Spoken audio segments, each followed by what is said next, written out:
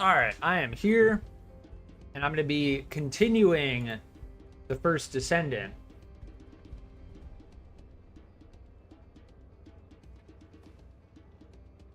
Looking forward to continuing the journey towards Ultimate Gley and our next energy activator. At this point, we have indeed completed the Battle Pass, and we are actively working towards completing the supply shop, which is going to be something that happens over time due to how new supply coin challenges are released through the weekly challenges in the game.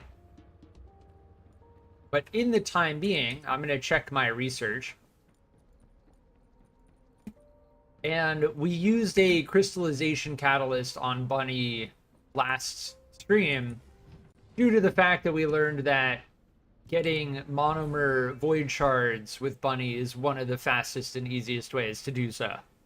And yes, we do have another crystallization catalyst, which we have completed researching. And at this point, I'm just researching control axis. The regular adjustment control axis and the fine adjustment control axis, because I don't want to waste, and I do consider it a waste. Once you reach the end game, the phase exchangers become much less valuable. So my recommendation to anyone who's leveling is get maybe like a stack of 20 of these phase exchangers, maybe 30. Same with the precision phase exchangers, but you don't need that many. After you reach level 100, you get level 100 drops anyway.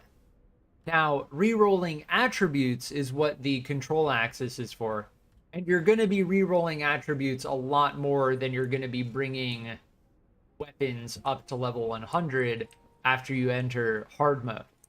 So that is, and just to make it very, very clear, I have a stack of 187 of these. And I would convert half of them back to gold and materials if I could, but that is why I say I recommend focusing control axis over the phase exchangers due to their higher level of utility in the end game.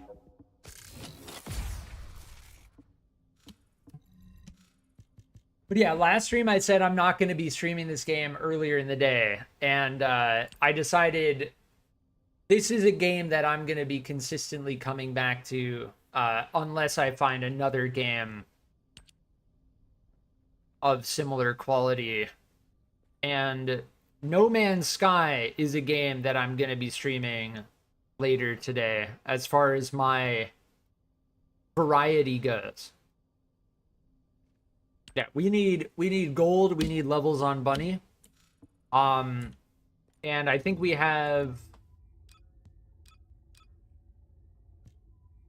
got a lot of monomer void shards. So do I have, hold on, let me check. We can get heat plasma batteries, and we can run that a couple of times. Now, heat plasma batteries you get in Hagios, and we can either do hard Haven or mystery.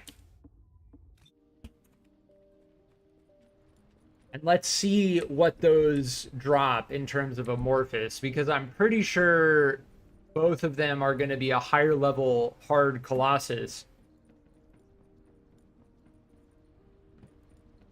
And we did solo the Executioner, which we know we get the amorphous for Executioner for Ultimate Gley Code, the 58 in Slumber Valley.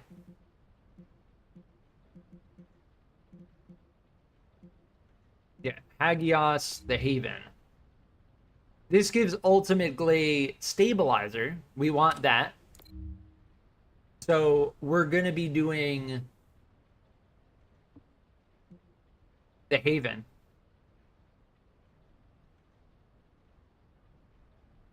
Now, I can't remember if it was the Haven or Old... I think both of these drop. We just determined that. Both of these drop the heat plasma battery. Yes.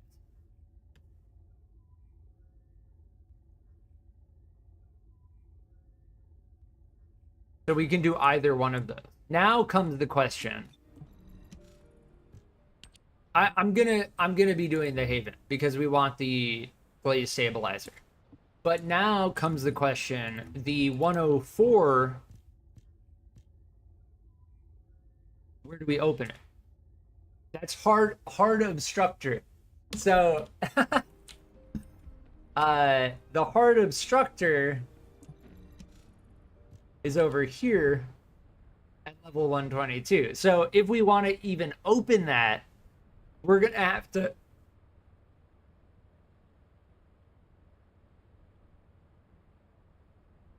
to get through all of these other Colossus first. And that's why when I was looking up the Gley stabilizer,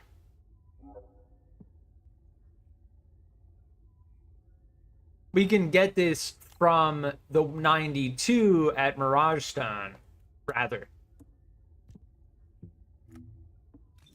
The 92 is gonna be the thing we want to go for, because yeah, we have it, we can open it, and it gives us the ultimate Gley stabilizer. We also do want the Jabber code as well.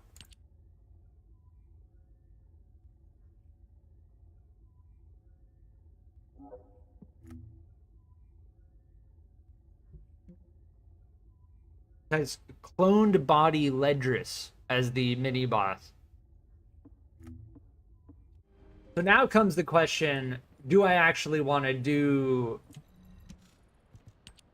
I actually want to do the Haven? Because this is going to be obstructor. Or do we go for the 106?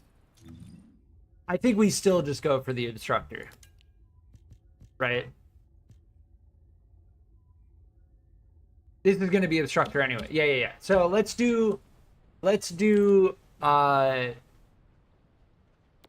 Haven, and let's get the 104.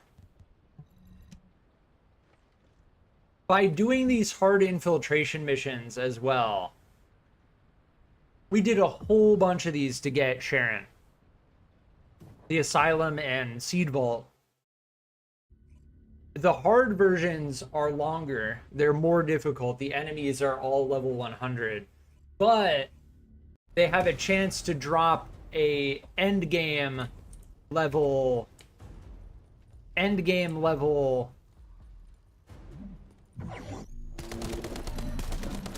external component.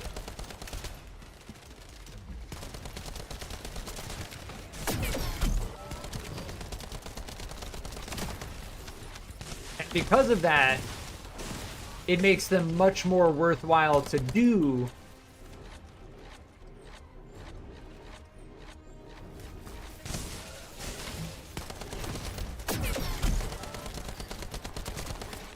When you're trying to move up the list of hard Colossus in the game.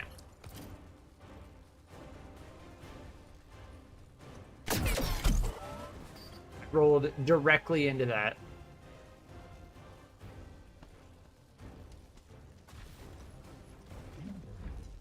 Oh, you can make it. Oh, if one person makes it through, then you're good. Yeah, I haven't done this one in a little while. We determined that if we want the heat plasma battery, we're gonna have to do one of these. And if we're gonna do one of them, we may as well do the one that is in hard mode, even though it drops an amorphous that for a Colossus that we haven't even reached yet. Because at least then we're stacking an amorphous for later. If we really have trouble getting the ultimate Gley stabilizer, then we can do that.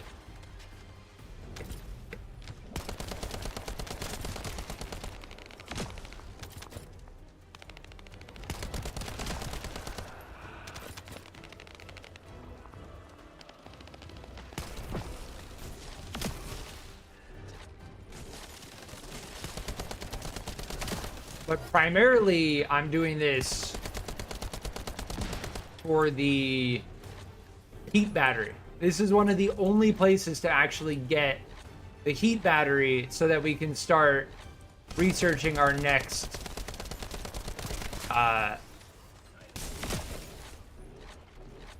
energy activator.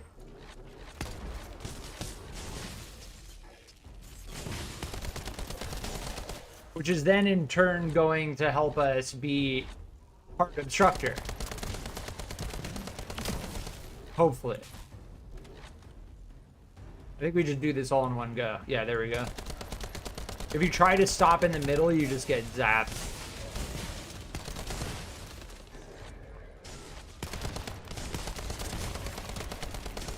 I don't know if it makes it, if it scales down if you only have 3 people. Not sure.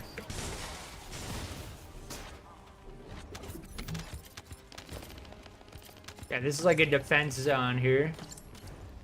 We'll find out. If I don't get any heat battery drops from this mission, then I'm just gonna do it in normal mode. Because I know that old mystery versus the Haven has like a guaranteed drop, pretty much. The heat battery is seeming like one of the longer ingredients for the energy activator. So the energy activator blueprints are by far the hardest thing to obtain when it comes to actually researching and having all of the pieces for an energy activator.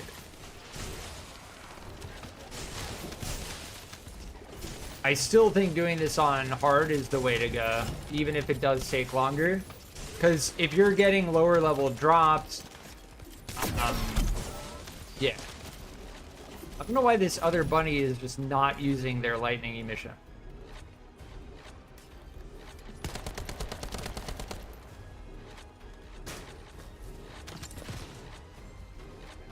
There's going to be a boss that spawns here that's going to be very difficult to kill. Oh, maybe not. Oh, that's in the normal. Yeah, so the hard mode infiltration, they are different than the normal mode in several regards. This one still spawns you back at the beginning, even if you are the first one to get here.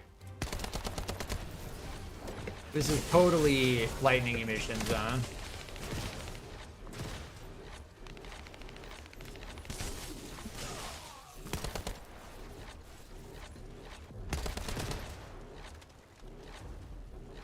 But yes, to reiterate what I said earlier, I am going to be streaming No Man's Sky later today.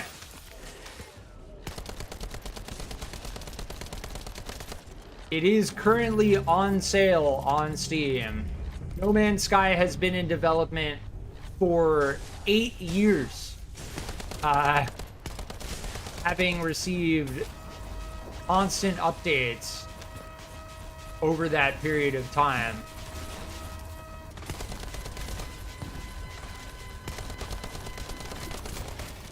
Let me get my lightning emission up. There we go.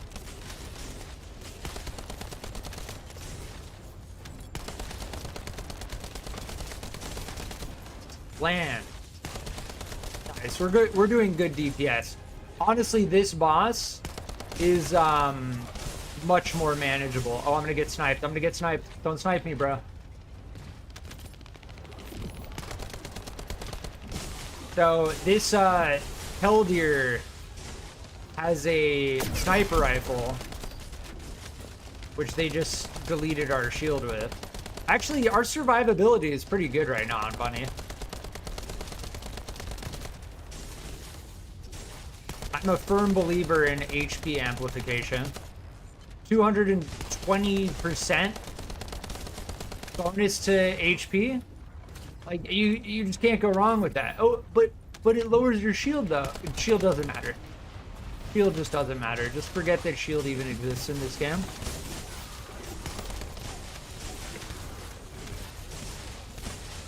There's a reason why they... There's a reason why HP, overwhelming HP is extremely rare module. I have a stack of overwhelming defense and 0 overwhelming HP. Oh, is that it? You don't even have to activate this thing here? Wow. 7 minutes, 7.5 minutes for a hard infiltration is not bad. But see, this swamp recon. See? These are what I'm talking about. If you get a really good drop on one of these. But alas, we did not get a single heat battery. And that's the whole reason we did that. So, I'll try the hard old mystery. I think that's how you get ultimate bunny. I don't really care to get ultimate bunny because we already have bunny, so it just doesn't matter, right? Ultimate bunny code. What's the other one? Energy activator. I'd rather go for ultimate VSA than ultimate bunny, because we haven't used an energy activator in VSA. So it makes more sense for me to go for ultimate VSA, because if I already have bunny, a regular bunny with an energy activator, then getting ultimate bunny doesn't make sense, because that's just basically a waste of an energy activator at that point. We'll see if we can get heat battery from the hard old mystery. I didn't get a single one from the Haven. I didn't get a single heat battery from this thing.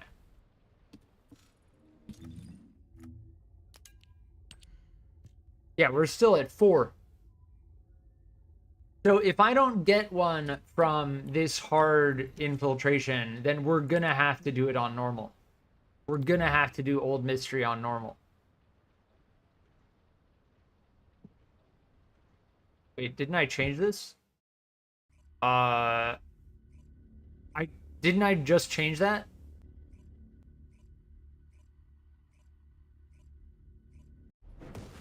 I hope it changed it. I'm gonna be pissed if I get the wrong amorphous after I changed it. I remembered that you have to jump up here.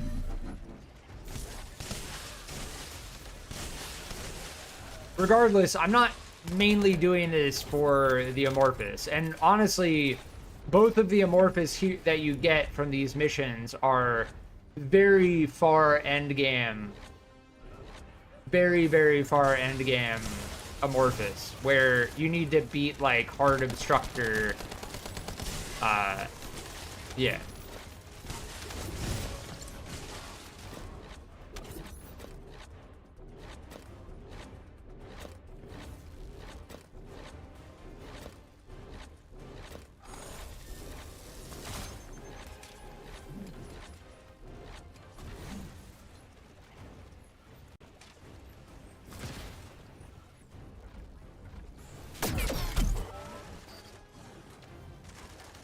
That's a very fast recharge. The jump quest on this mission is difficult.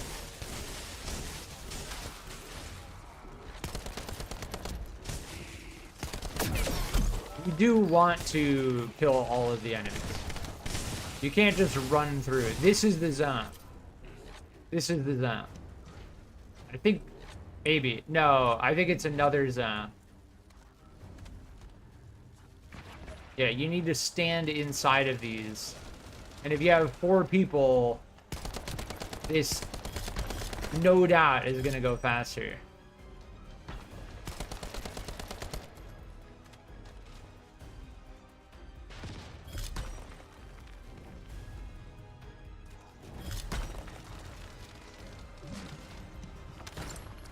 We good? Yeah. I think on the normal mode, it's like a defense. The problem is, I don't know, if we don't get heat battery from this, then we're gonna have to do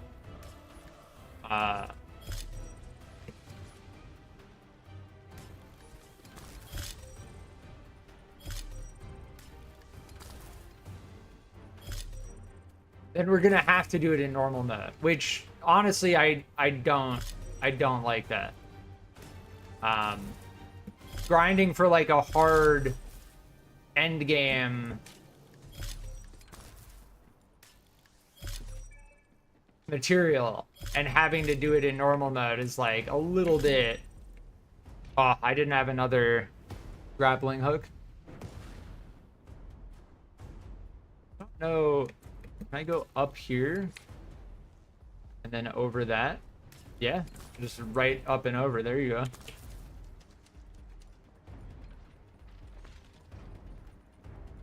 Like, oh, I need this heat plasma battery for the energy activator. Oh, well, you got to get it on normal mode. Or you can try to do it on hard mode and then maybe get it or maybe not get it. Like, I don't know if I like that.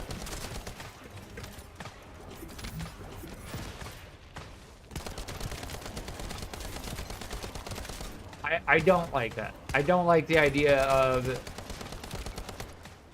grinding for an end game item resource and having the best way to get it be playing on normal mode. Like that doesn't feel good.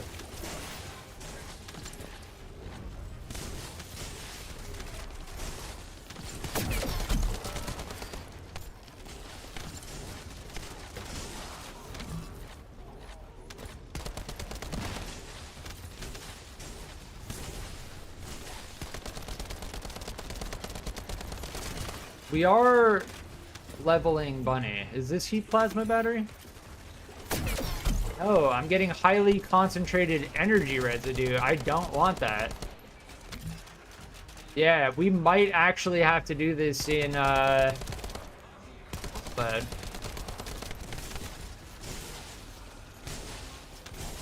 which we don't like at all.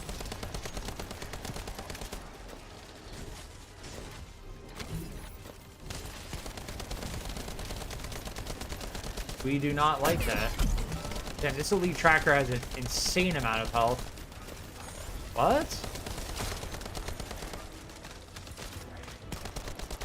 They were just like, crank this enemy's health up by 5 times.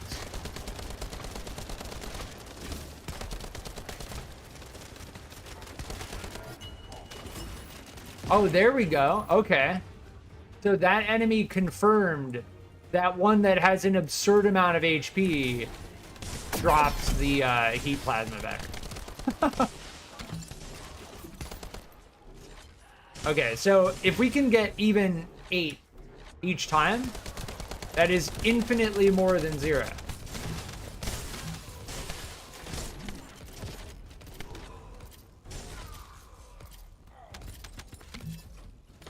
But yeah, it's unfortunate that we didn't even get 1 from the Haven. Redston, welcome back. Oh, rip. Oh, rip. We need to run along with this one and then go through here.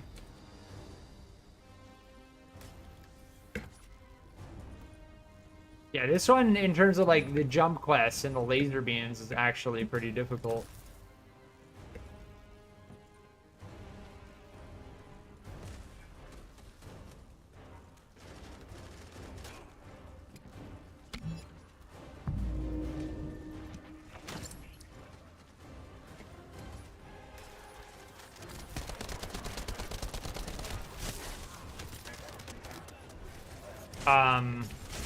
Sound bug? I was getting some weird sound bug. It sounded like my lightning emission wasn't active, even though it is active. And respawning here actually canceled my lightning emission. That's fantastic. Being respawned here canceled my lightning emission.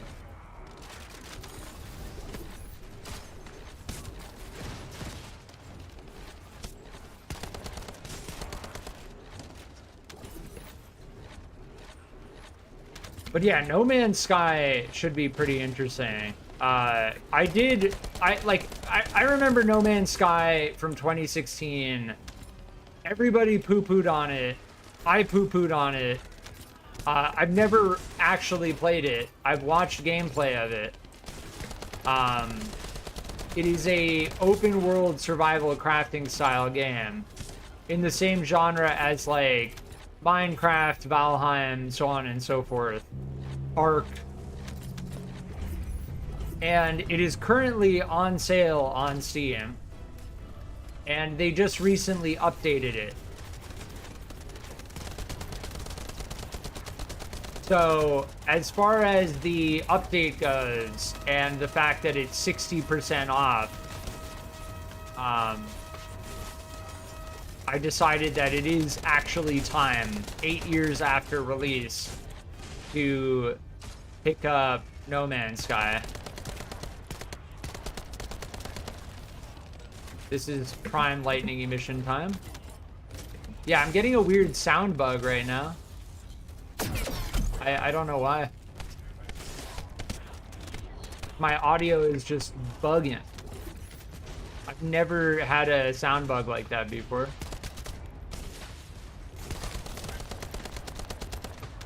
Weird. Are my teammates shooting them?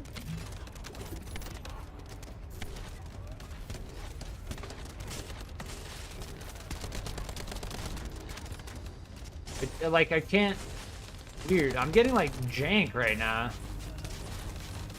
Like, my gun just stopped firing all of a sudden. Definitely some jank going on. I'm not dropping any frames. My internet connection is perfectly fine.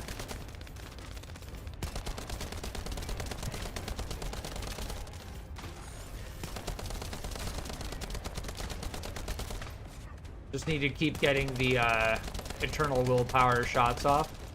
We keep getting crits with this thing and we just keep slamming. We're gonna spawn enemies. We need to clear the enemies really fast with lightning emission.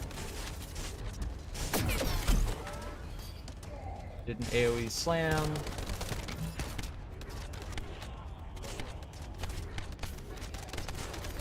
And I got knocked off. Does this actually incapacitate me? No, we're good. Okay. I did my job. That's like Bunny's main job, is just clearing the enemies that they spawn around them.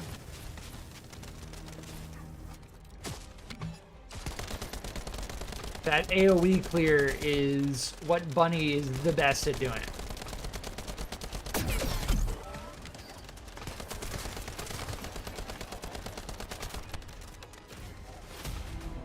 Nice. Ooh, we got the shape stabilizer as well. Easy win.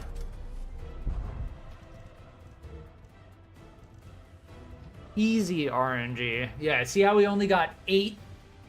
We only got 8 of the heat plasma battery. In the normal mode, we get like twice as much, roughly. Oh, thankfully we got disconnected right after the mission. That would have been so bad if we got disconnected. The game waited. Nexon was like making the servers hold on for dear life so that we could finish that boss fight before the disconnect.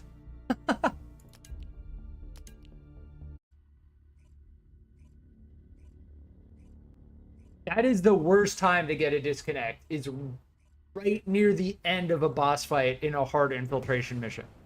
Right after the boss fight, right after you get your drops and your success screen, that's okay. Obviously, no disconnect is okay. And that's why I still do not recommend putting money into this game. You'll never hear me say otherwise. Like, you'll never hear me say anything else other than in regards to putting money into this game. I do not recommend putting money into this game.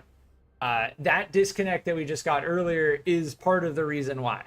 It is a ongoing issue. It is one of the main issues right next to performance as to why I don't recommend putting money into this game. If they can get the server issues solved, and if I don't get disconnected roughly once every hour of gameplay, then maybe in the future I can recommend getting the battle pass, depending on how season 1 goes. in 32 days. There is also confirmed proof that Valby, Ultimate Valby, will be added to the game in about a week. In about a week's time. I don't know. I think even sooner than that. Let me check the Discord. On the 31st. So in 4 days. In 4 days, Ultimate Valby will be added to the game. Confirmed. I personally will not be playing as Ultimate Valby because I already put an energy activator into Valby, and our Valby build is very, very powerful at this point. If I check out my Valby crit preset, you can see my module setup is very powerful. The only thing we're missing are like the last final touches, maxing out supply moisture, getting non-attribute master. This is just going to be like more damage, just more raw damage and crit rate.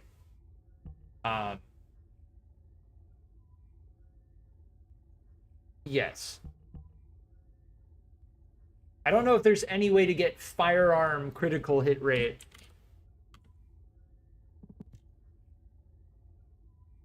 Walk a tightrope is very interesting. When buffing or recovering an ally, this would be good on like Enza. Yeah, this could be good on Enza or like Eugen. I will be right back.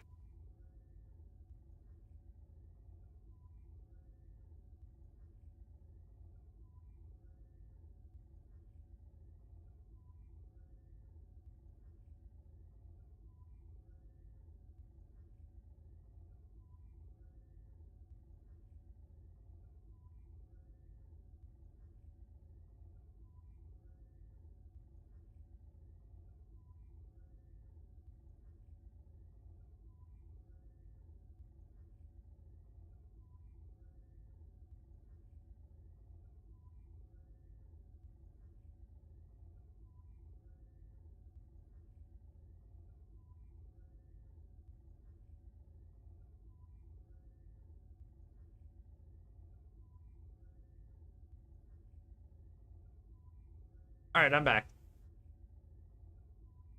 But yes, our Valby build is pretty much end game.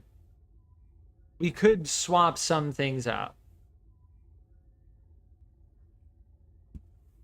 But yes, this is why I wanted to display.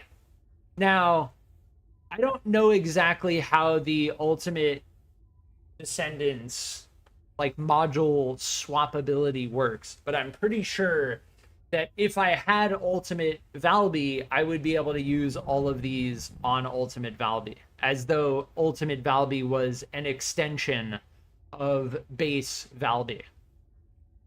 So I wouldn't need to like upgrade a whole new set of modules.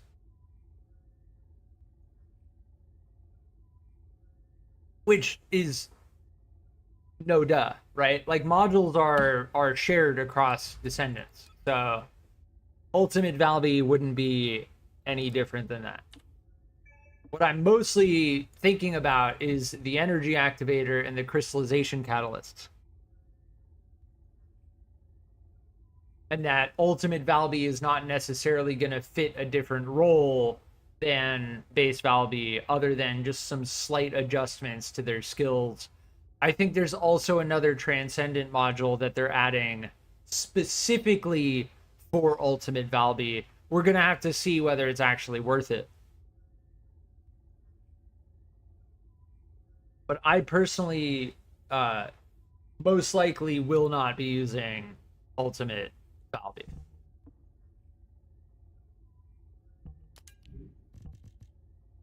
Yeah, these Swamp Recon are what drop. But here's the thing, like, they're still not as good as the Ultimate. The best drops that I've found are from the Hard Colossus, from the Hard Executioner.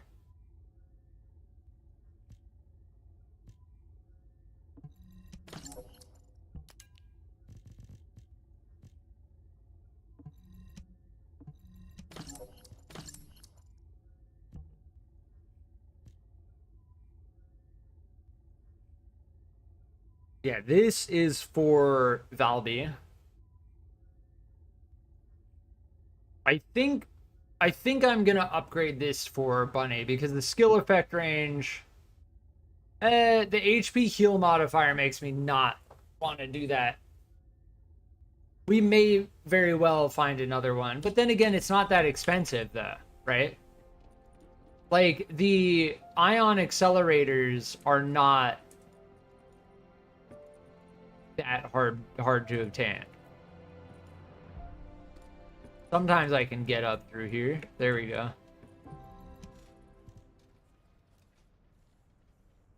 Reactor enhancement. Yeah, look, we have 1,200. And this doesn't even cost any gold. Sure, it only gives like 700, but we may as well, right?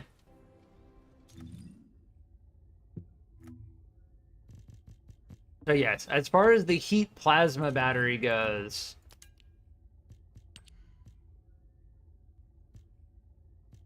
that's clearly what we're missing, right?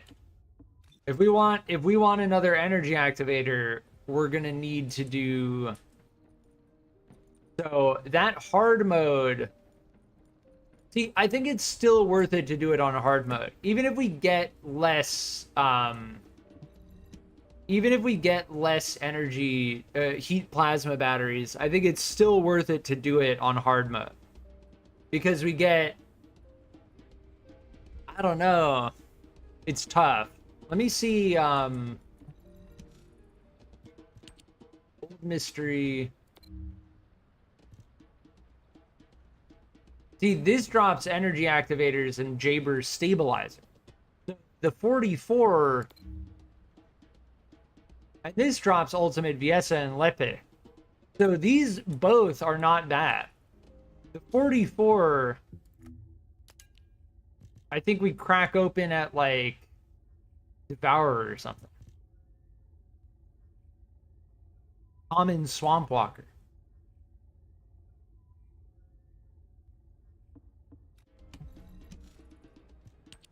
So these are still not bad. The thing is, they're just going to be way easier. An Old Mystery on normal. We need 2 of the rare drops on this thing. So why not, right? We need the heat plasma battery. We need that amorphous. And we're leveling Bunny by doing this.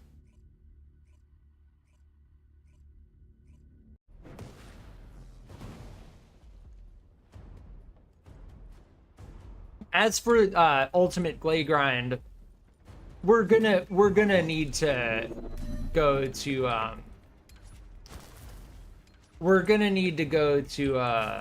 Hard Obstructor. That's just the truth.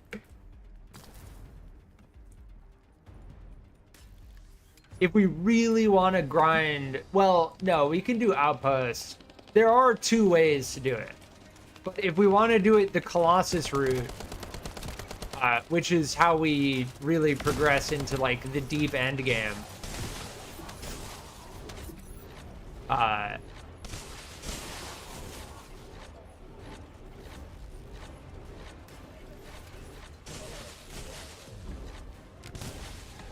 Then we're gonna need to get through hard Dead Bride, and we're gonna need to get up to Hard Obstructor. But the fact of the matter when it comes to the hard Colossus is there are certain Colossus, and I know I said it previously, that I want to solo all of the hard Colossus. The fact of the matter is it's not possible. It's not actually possible to do that. There are mechanics that some of the Colossus have that make it strictly not possible to solo.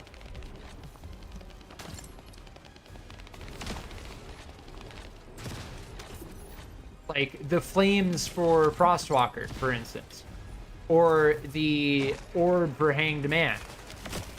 You can't actually solo Hanged Man. I'm almost certain. because of the way that their wipe mechanic works. If you don't pick up the orb, then you don't avoid getting wiped.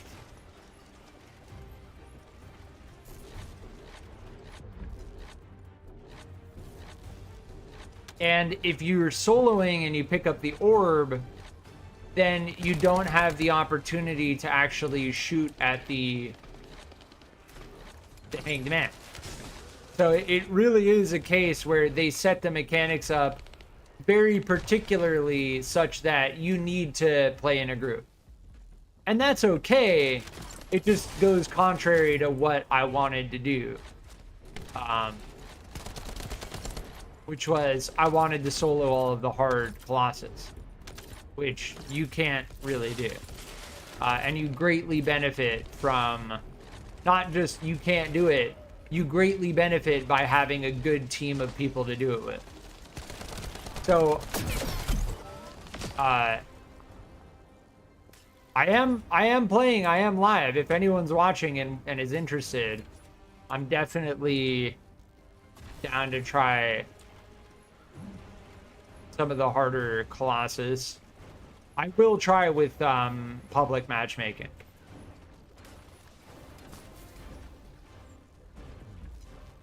I think you jump while it's live, and then, yeah, there we go.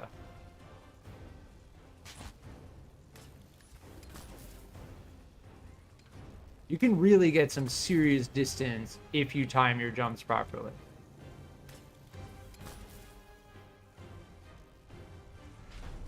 If you time your double jump right at the end of the timer,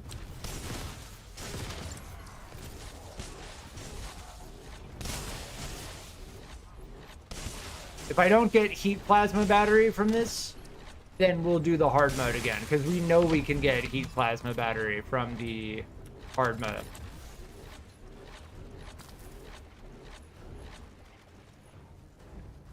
I think we have to go over this. Yeah, it doesn't actually...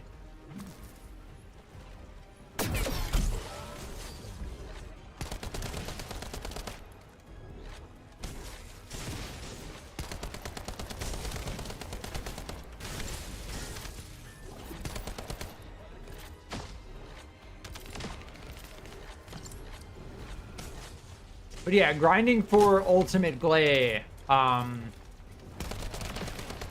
We're gonna need to do a ton of outposts. We're gonna need to do a hard executioner. My main goal for this stream is to cycle rolls on the hard executioner. Now, the first time we did hard executioner, we did them solo. Which is a nice indication that our Baldi build is where it needs to be for the true end game. This is the location where you get the heat plasma battery.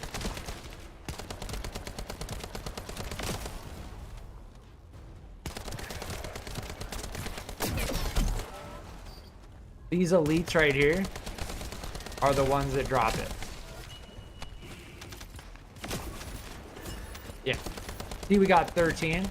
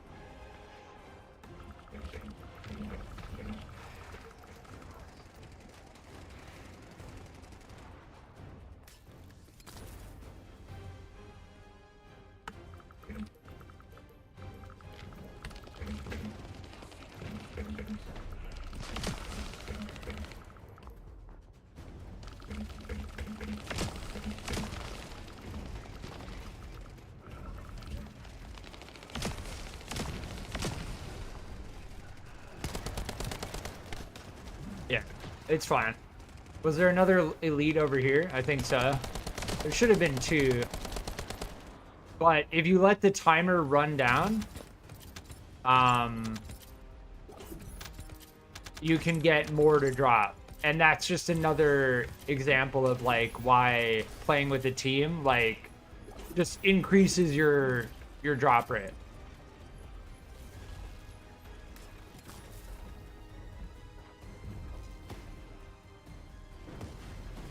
I don't think they drop here. We got the 1 drop.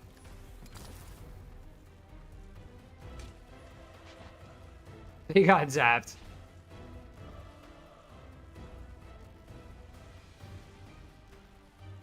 But yes, this is one of the only places that the heat battery actually drops in the game.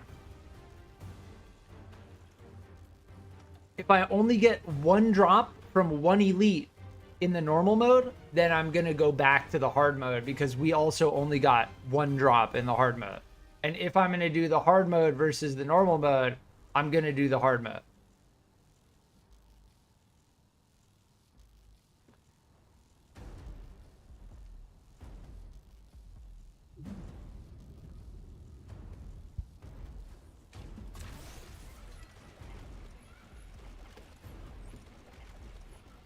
I think at this part in normal mode, you can just flat out speedrun this. It's just a flat out, like, whoever gets to this first starts the respawn timer. Yeah.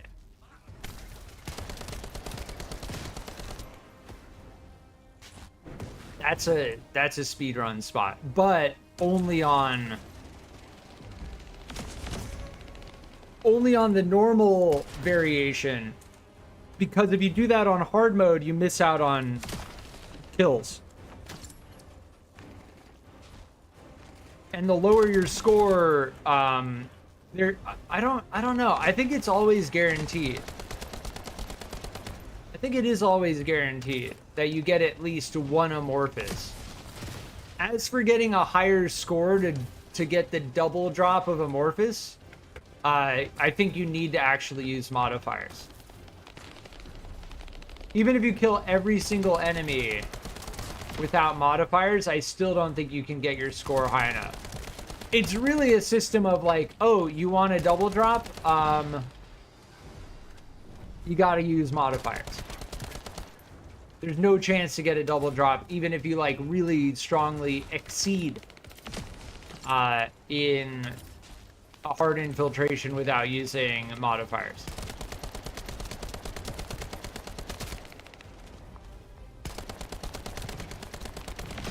I'd really be better off just running around. Unless I run into the laser beams.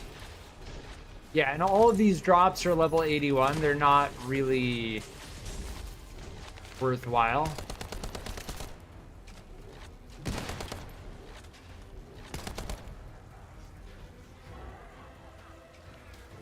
It's the cooldown we have on lightning emission right there.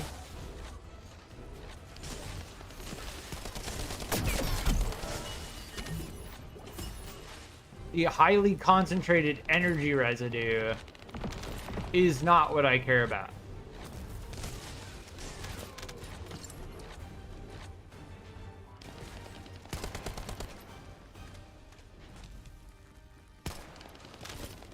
So regardless, you know, as far as the energy activators go, the first 2 that we researched, we had heat plasma battery from doing this while we were farming for Blair. We were picking up heat plasma battery during that.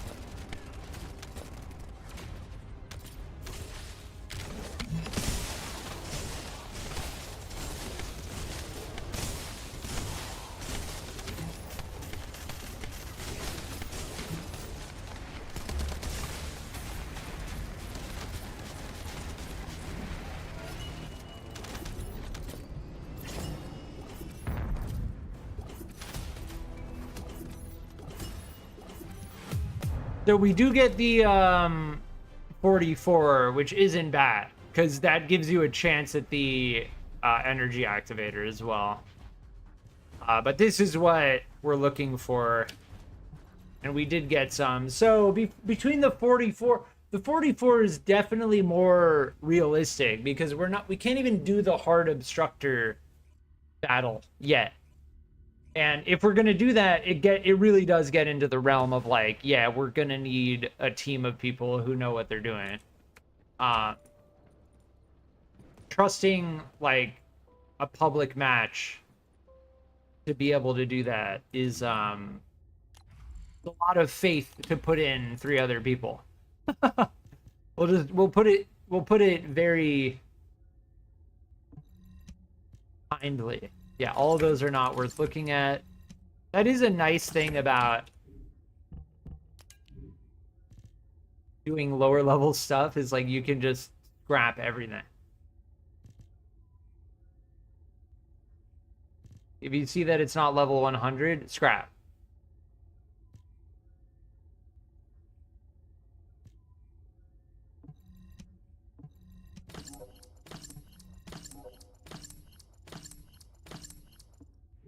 But yeah, this bunny setup is pretty good.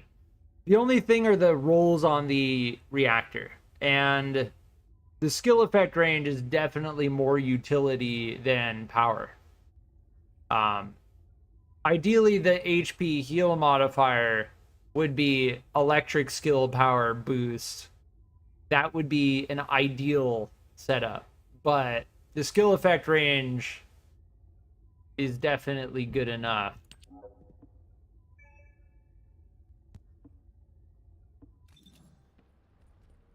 But yeah, let's go and crack open these at the Swamp Walker.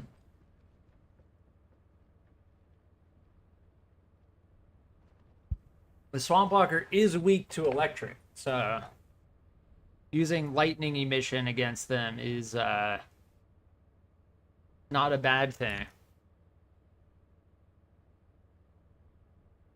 Extra Hero, welcome back. We are leveling Bunny back up. We're rolling on energy activators while also getting heat plasma battery, so we can start researching our next energy activator. And we are grinding for ultimate Gley. But really, to get ultimate Gley, we're probably going to need to get up to hard obstructor. My goal as far as ultimate Gley goes this stream and into the near future is to specifically focus getting the ultimate Gley code specifically, which we have to do executioner for, hard executioner.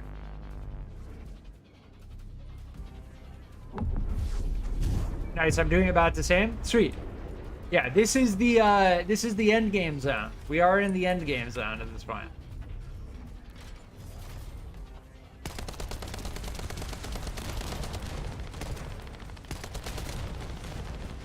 Wonder if I can just slam them with this thing. There we go.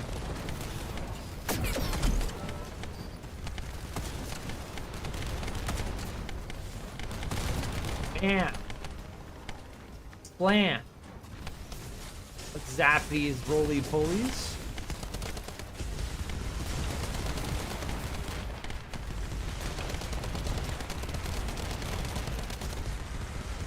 Can you latch onto that? Hold on. Oh, you can. Interesting. Pull his eyeball out. Ha ha ha. Nice. I do like switching it up with the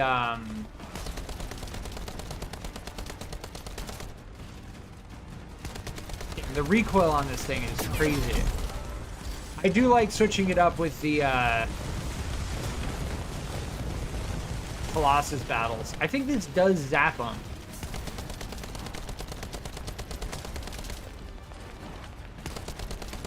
Oh, that's a giant burst of damage. I tried to roll out of the way. I was a little bit late, though. If we take aggro, that's fine. I have my build very, very strongly set for survivability, because survivability really does translate into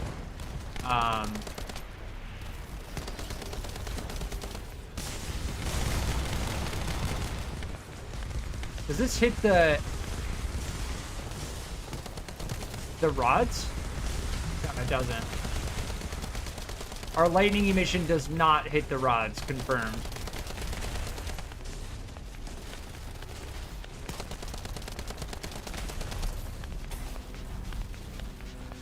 Get zapped on. Yes, I will face tank your entire burst of damage. I will do that.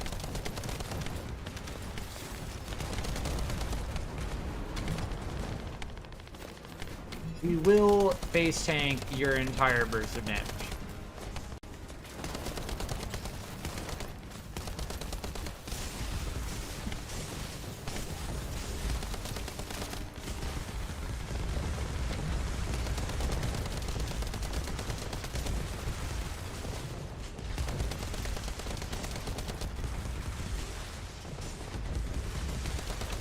They just keep running into our... Let's go to this side, then. There you go. The shoulders, even when they're broken, can be like a soft spot.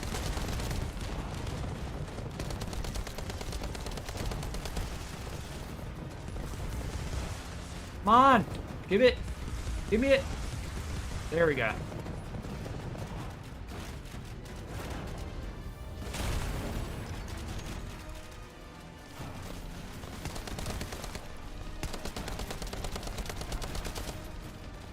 We are doing toxic damage with this thing. Let's switch over to this thing.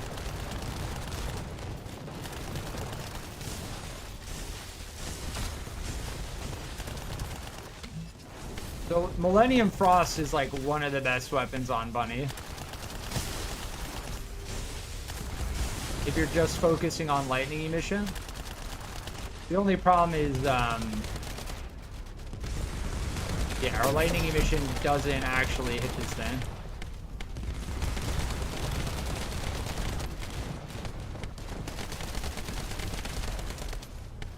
We're just here, we're out here face tanking. Thanks to HP amplification.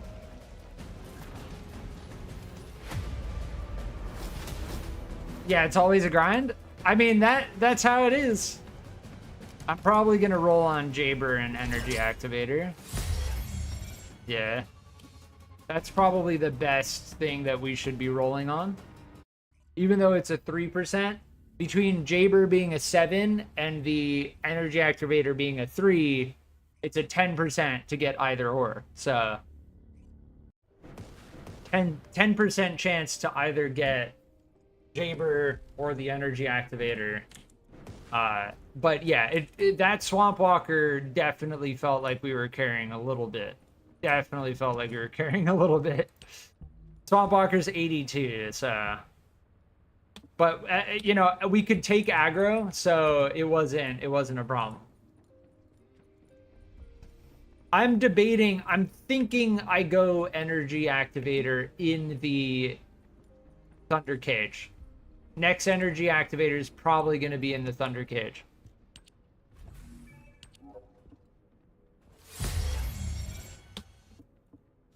And I believe... Yes, we don't have another one. We used our last one in the Eternal Willpower, which was the correct decision. It was indeed the correct decision. Because this thing slams. This is an endgame demolisher. It makes hard mode start to feel like normal mode again. That's what this thing does.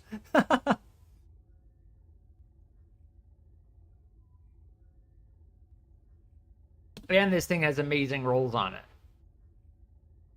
Crit damage, very large 38.7% crit damage roll.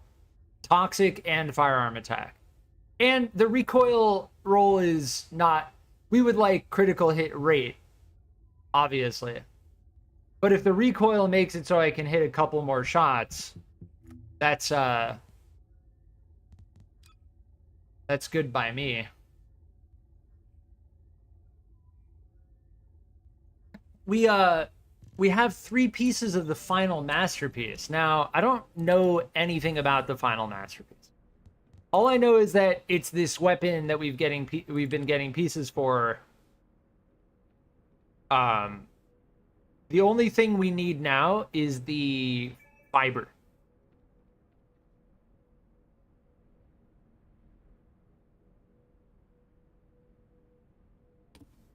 Let me look up what it actually does. Like, is it actually worth my time?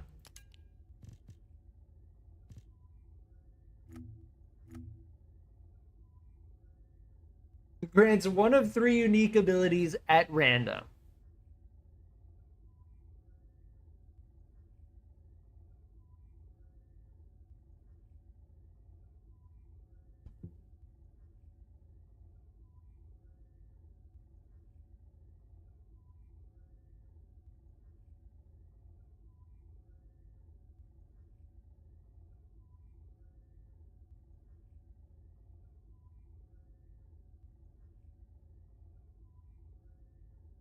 Weird. So after it triggers after reloading.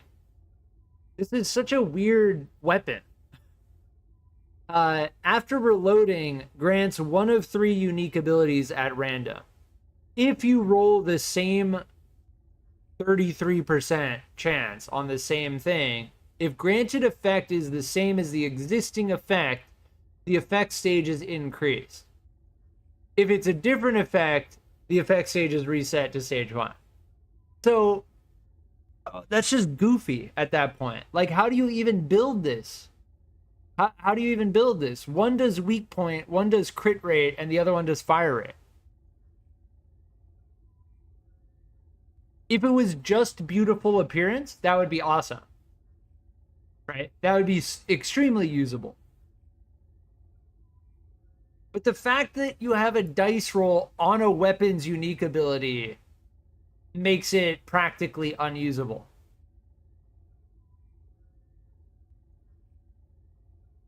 Because, like, oh, I got 34% crit rate. Oh no, I reloaded and then it gave me fire rate instead.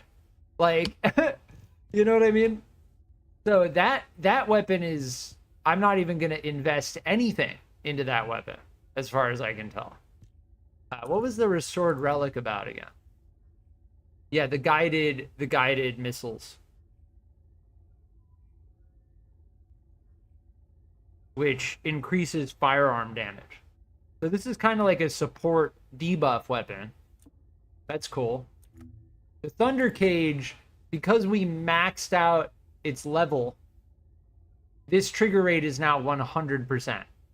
It's the ultimate AoE farm weapon in the game. And to be very clear, very clear, this electric shockwave doesn't do electric damage. It does firearm damage times 133%. Just to be very clear. Like, this isn't an electric type weapon.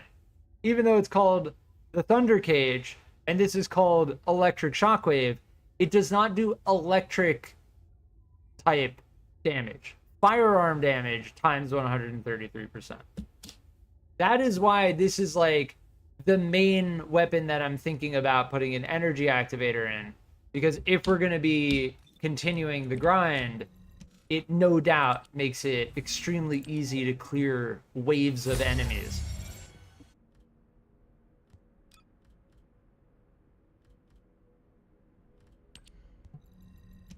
And the whole goal is to make it as easy as possible. Maybe I'll use this instead, yeah. The high precision exchange components. Yeah, we know how to get mixed energy residue. I'll get another crystallization catalyst going. Let me think. How many do I have? One already right now? Yeah, we have one. We can get another one going. Let me hop over onto Enzo.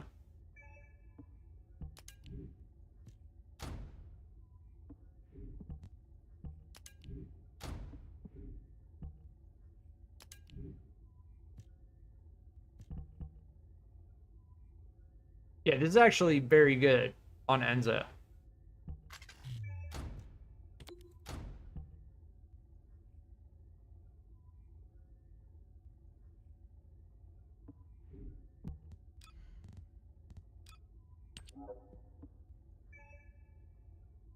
The Millennium Frost is good on any Descendant because you take it out and then you run faster. So if you're doing like Vault Run or Outpost runs, well, now that they lowered the Outpost respawn rate, that's not nearly as big a problem.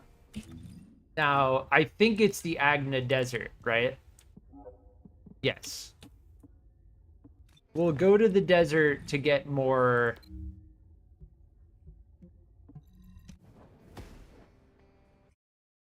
energy residue so we can start research on our next crystallization catalyst.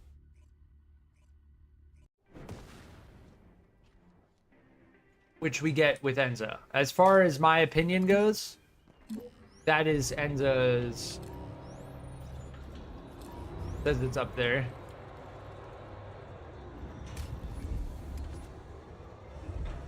Enzo can be a really, really good support Descendant if you have what?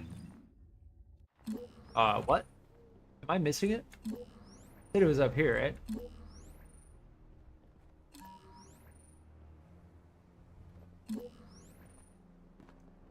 Is that it? I think this is it here.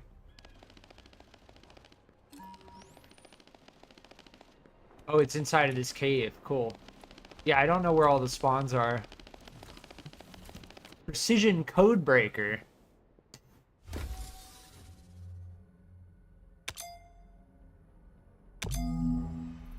Yeah, Enzo makes it much easier, and you have basically no risk of, as long as you just pay attention while you're doing it, you pretty much have no risk of losing your precision code breakers. Now, if we didn't have this and we instead had the ultra precision, I don't know if you can use an ultra precision on a precision, even though the ultra precision it can only be used on encrypted vaults.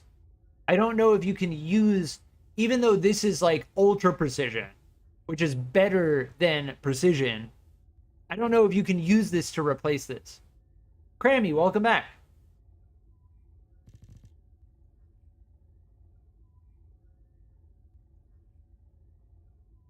Like, I don't know if there's an option, like if we run out of precision code analyzer and we have ultra precision code analyzer, if it says like, oh, you don't have precision code analyzer, use ultra precision instead. Like, I don't know if that's a thing. I hope it's a thing, because if I run out of like the lower level ones, it's going to be a pain, because I've been finding the lower level ones more often. So the lower level ones are becoming the ones that I have less of. That's what I'm trying to... We like having a balance. Is there a way to get down there? Let's get down there. Yeah, break out the Millennium Frost for the additional move speed. That's the true. Now it's sounding like it's on top of this thing. I don't know if there's like a cave down here or something. It does sound like it's directly inside of that giant rock.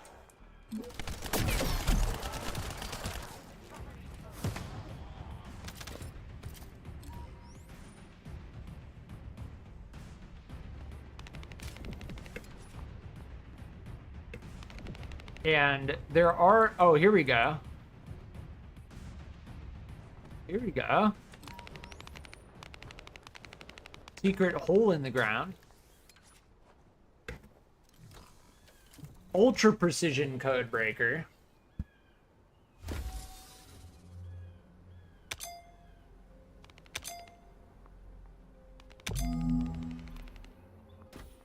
That was a close one.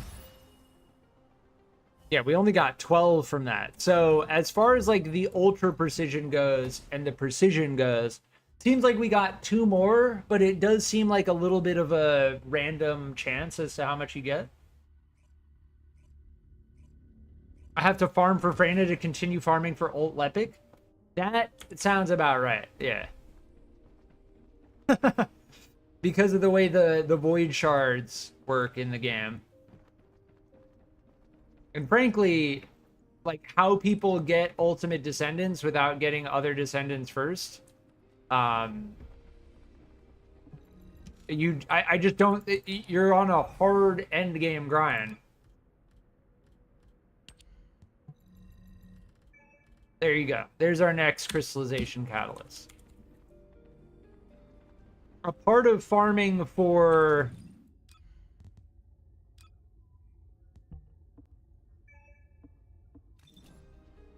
Gley is doing the hard executioner. Another part is we need to crack open.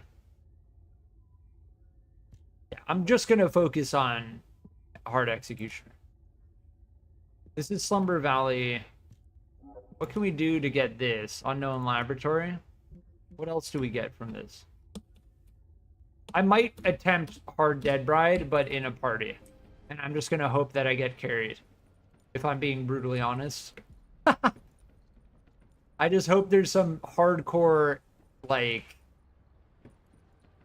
super endgame person in our party that just carries me. Carries me to victory. What do we get from... What was it? Unknown Laboratory. Yeah.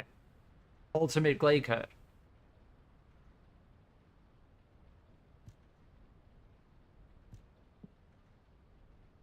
So we would have to do this and then open it at... And that's... As far as the final masterpiece, if you really can call it a masterpiece, it's more of like a jank dice roll reload weapon. Because as to how to build that, no idea. You're just going to reload and constantly get a different effect, and you're never going to actually be able to build into crit with it. I've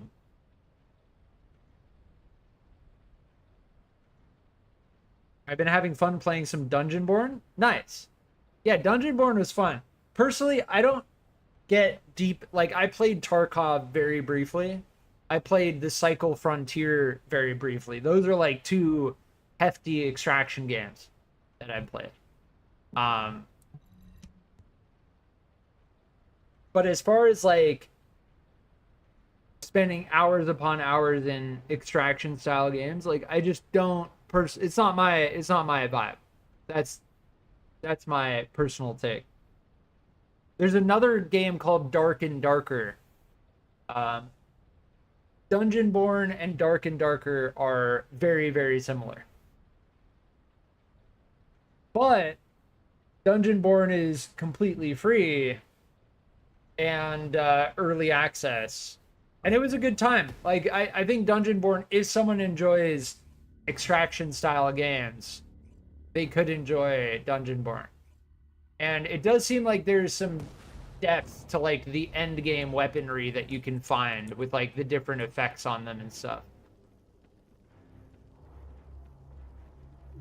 I am going to be streaming No Man's Sky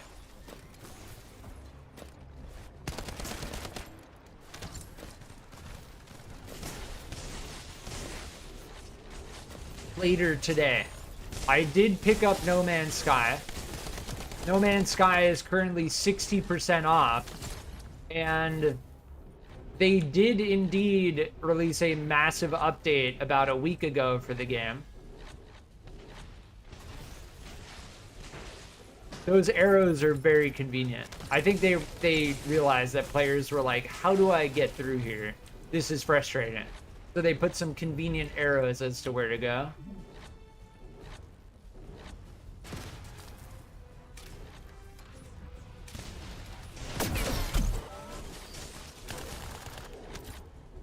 We did start this in hard mode. Yeah, we're getting level 100 drops. Okay, good. I was like, why are the enemies getting zapped so easily? And it's just because our bunny build is extremely powerful. I kind of wish it had a PvE only mode. Yeah, see, that's the hard thing with extraction games. As far as extraction games go, if you add a PvE mode, and I agree with you.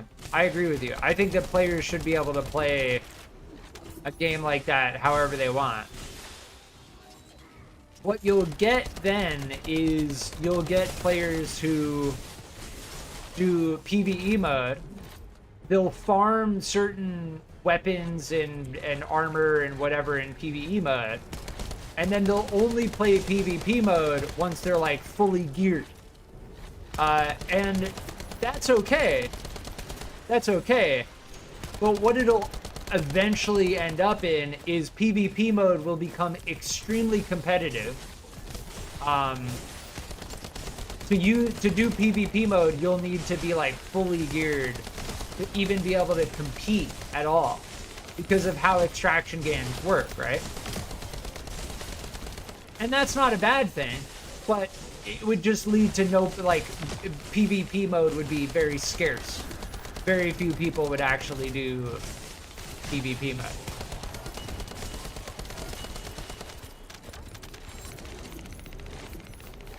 Like, that would be the ultimate resulting effect. Where's the thing we need to... Oh, they had it. Okay. Yeah. Murky energy residue.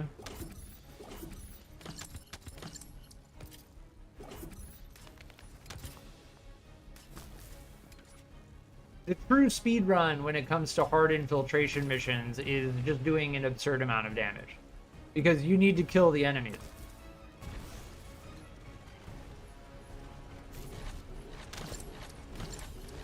Whereas with some of the normal mode, you can run through a lot of the enemies without even bothering to take them out.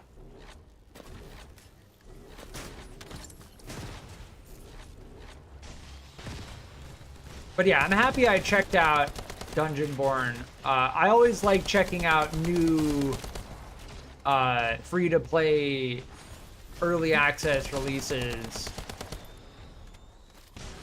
Especially when it's clear that a lot of effort was put into them. I always appreciate checking those kinds of games out. Screwdrivers being one of them. Screwdrivers is an early access free-to-play game. Which I just happened to check out kind of with the same process. I checked out Throne and Liberty. Throne and Liberty is kind of different. Not really an indie game with like a different history published by Amazon Games. I'm glad I checked out Throne and Liberty, and maybe I'll play it on release. But Throne and Liberty felt very dry. Like even for an MMO.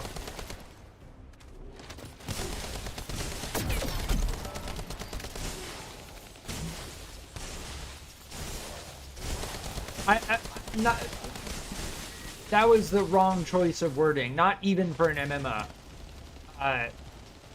For a big release, it felt dry. It felt like there should have been more there. Not saying that MMOs are dry, which is what that wording would imply.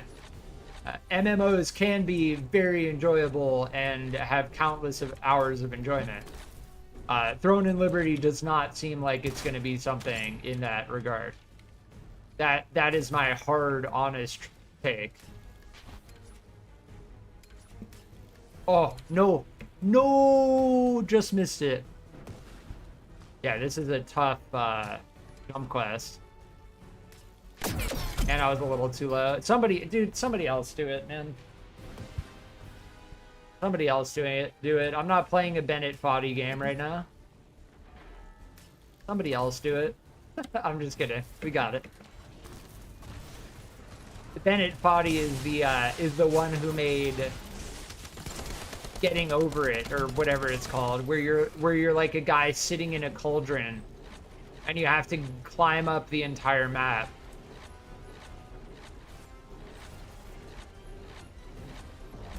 I think we are ahead of everyone right now. Yeah, we are.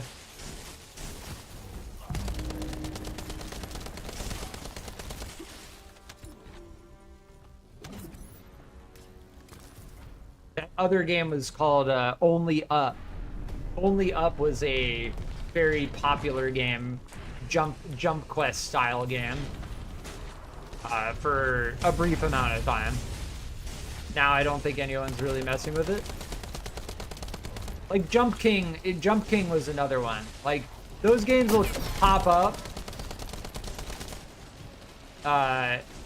be popular for maybe like a week or two, and then people kind of forget about them.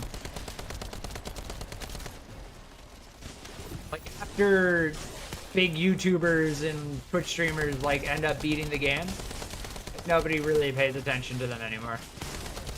And then you get people who speedrun them, which is pretty cool to see. Watching people like struggle through the game and then just seeing someone just land every single jump in a row is pretty satisfying.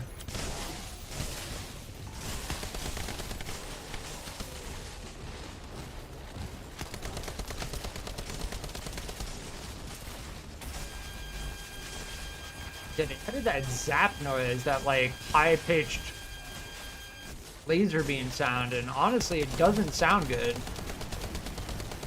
Like every time I hear that sound, it's just kind of annoying. It sounds like a mosquito in my ear or something.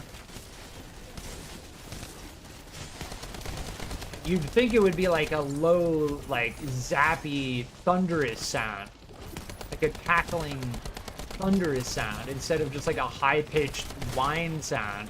It doesn't sound good. A lot of the sound design in this game is actually good. That is not one of the things that's good about the sound design in this game.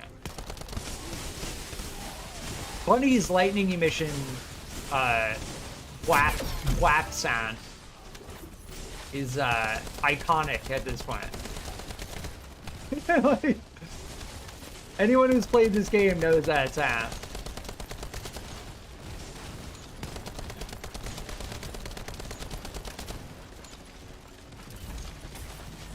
Yeah, and sometimes it doesn't make that sound either. Like that time it didn't make that high-pitched sound.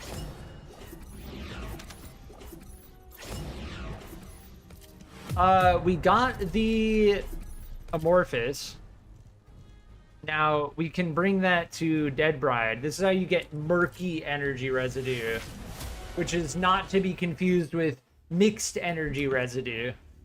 Mixed energy residue is what you use to get the crystallization catalyst. Murky residue, energy residue, is something that you do something else with, which I don't think I've ever really needed to worry about. I think one of the Descendant research parts required it. I don't think I'm going to try a hard Dead Bride until I have Bunny leveled up. But we've got the ultimate Gley code amorphous lined up. We can also do the Executioner to get the ultimate Gley code as well. What mission was that? That was hard laboratory. Hard unknown laboratory. This one. You get the 68.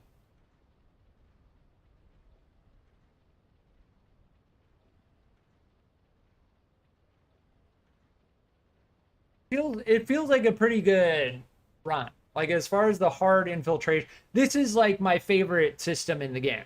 As far as like cyclical farming goes, I really like the idea.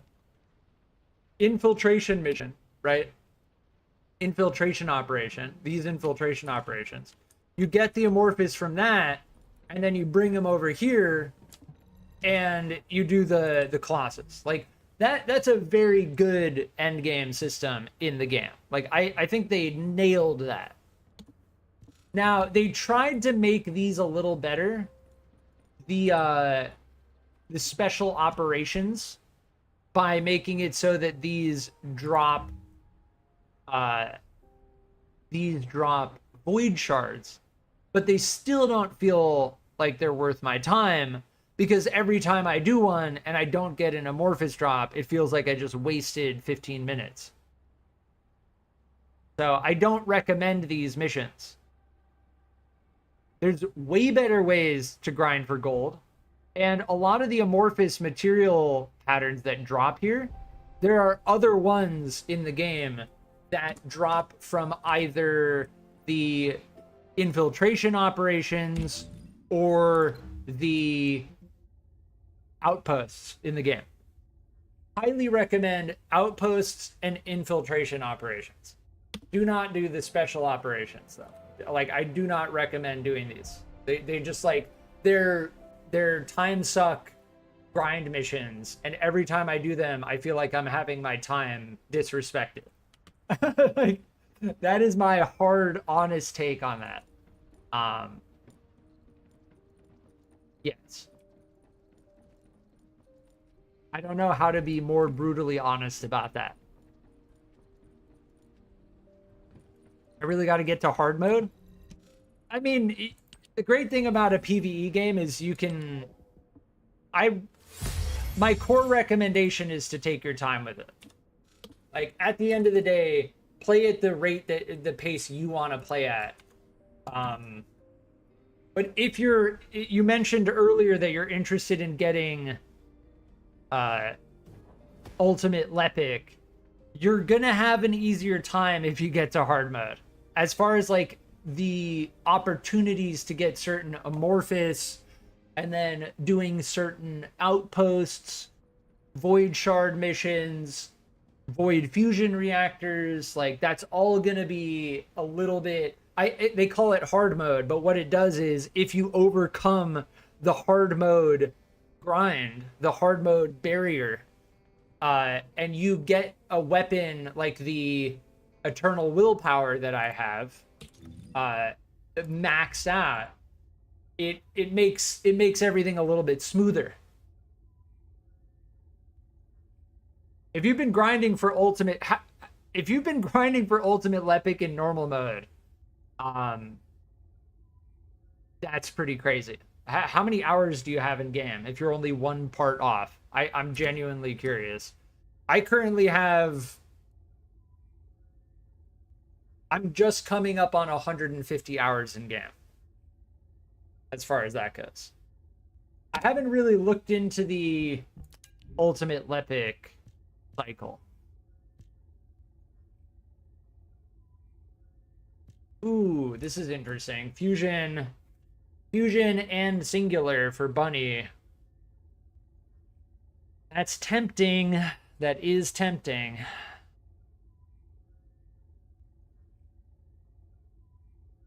If I equip a hand cannon... Thing is, the hand cannons versus the handgun... That is tempting. 87 hours? 80 of that has been farming for him? Oh, man.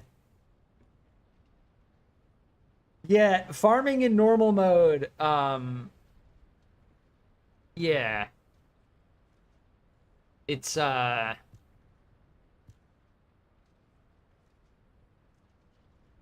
funny because it's more difficult.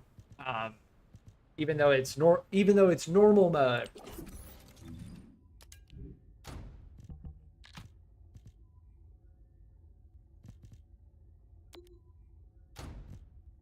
Even though it's normal mode, it's more difficult. Is this gonna give me a fair comparison? Here we go. Nah, it's still not gonna be as good. The skill effect range plus the singular skill power, it's just not gonna be as good. Yeah. The one we have on Bunny, we do have this one boosted as well, but still, I don't like the idea of needing to hold a hand cannon.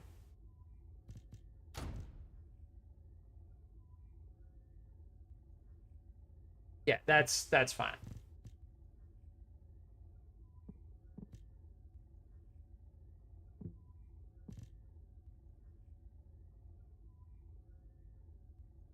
This one could be interesting.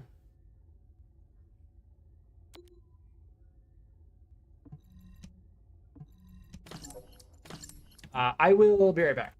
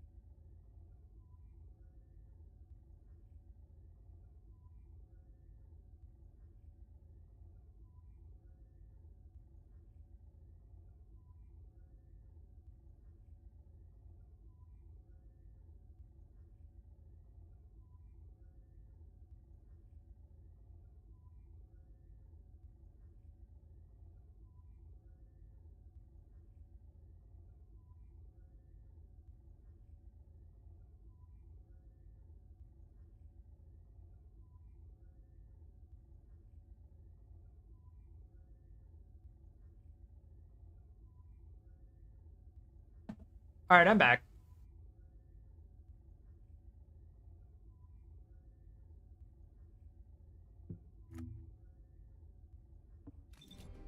Yeah, as far as the cycle goes, I don't really want to fight hard executioner with Bunny at level 23. As far as cracking Amorphous goes, let me check Kingston. Do we have the we do. We have a good amount of inorganic. Yeah, we could crack one of these. Let's go do that.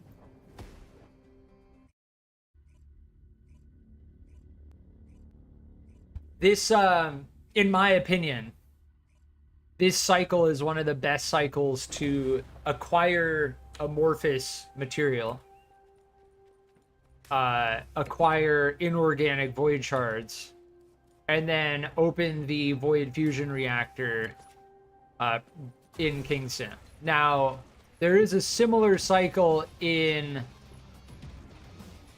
Fortress.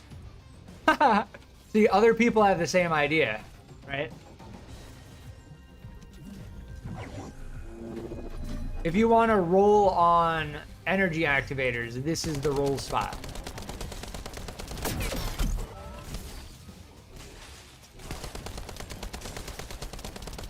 I wonder, can we chunk some pretty good? Nah, I think we're gonna stick with the eternal willpower, getting our zaps in as we move.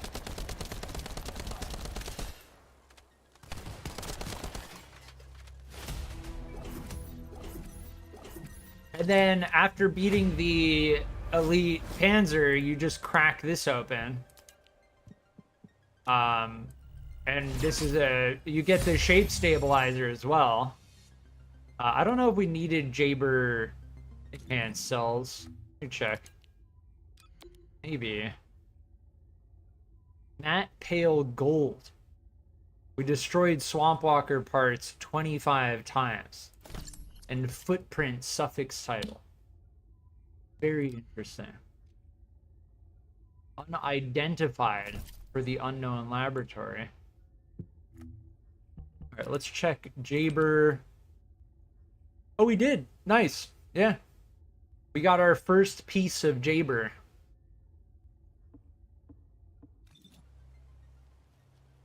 But yeah, as long as you have inorganic void shards and amorphous, which you get with Freyna and Sharon, you're good. And then the biggest bottleneck is this elite Vulgus Panzer. And the faster you can take them out, the faster it drops the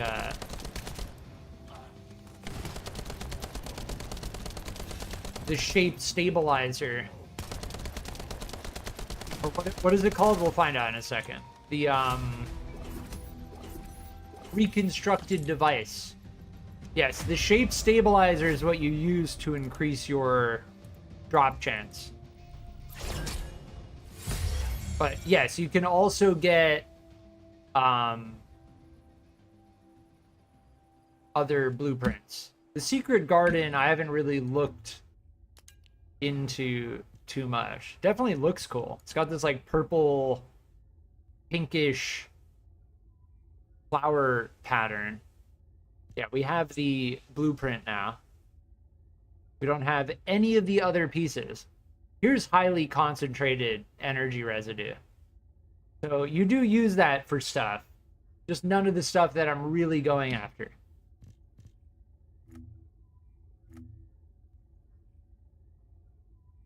Dimension skill. Recovers a custom resource? What? What is a custom resource recovery? When using a tech skill, pest control, a 30% chance. Firearm attack skill power, and then you can stack it 3 times. Dimension tech. So both of those are alternative secondary types. So you can't get a Descendant that is Dimension and Tech. Actually, wait, maybe you can. Dimension and Tech.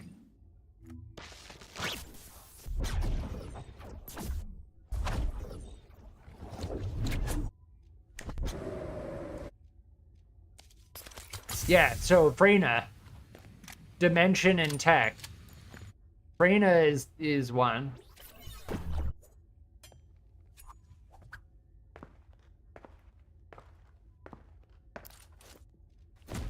Starting to look like Freyna for Dimension and Tech. Ajax, Dimension and Tech.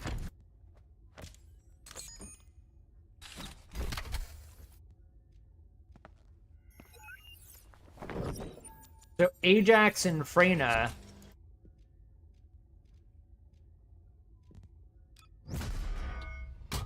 And Kyle. Ajax, Freyna, and Kyle.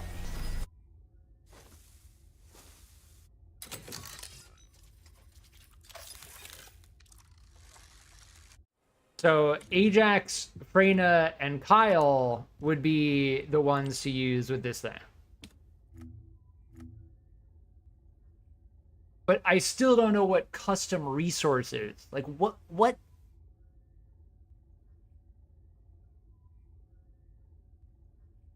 Join me for the Freyna farm? Once you get Freyna, if you want to do inorganic Void Shard farm, then I'm down. Yes, I got Freyna like the second or third day of playing this game. Freyna is one of the easiest Descendants to obtain. Right next to Bunny. It goes Bunny, Bunny, Freyna, well, starter Descendant, obviously. Then Bunny, then Freyna, then Blair, then Sharon, then Valby, then Enzo. That is the order of difficulty. In my experience. What I personally experience. But you're in luck because Freyna is not one of the difficult ones to obtain.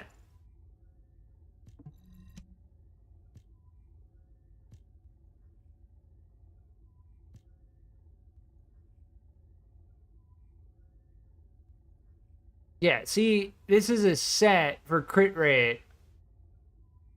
The battle aesthetics, but it's not as good. Like, the ultimate support processor is just better. Just flat out. Maybe you could argue that some of the set effects are better, but I don't think anyone's going to argue that. I needed to look through these. Well, I needed to compare these to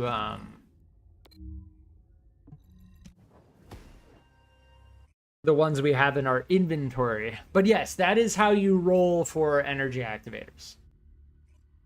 We got a secret card in blueprint and we got a Jaber blueprint, neither of which we had before, which is fantastic. I always like getting things that I didn't have before rather than duplicates. But even if we get duplicates, like, that's a part of the game.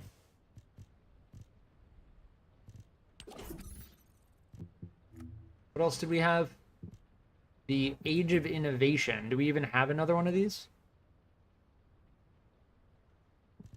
Should be up top, right? Starting with sort by name. No, it would be down here. A is last. No, we don't have another one of these. And one of these is going to be better. Weak Point, Colossus.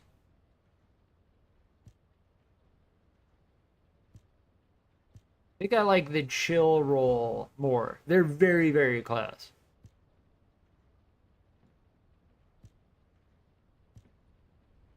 Yeah, I'm going to go with the chill roll because as far as chill attack goes in the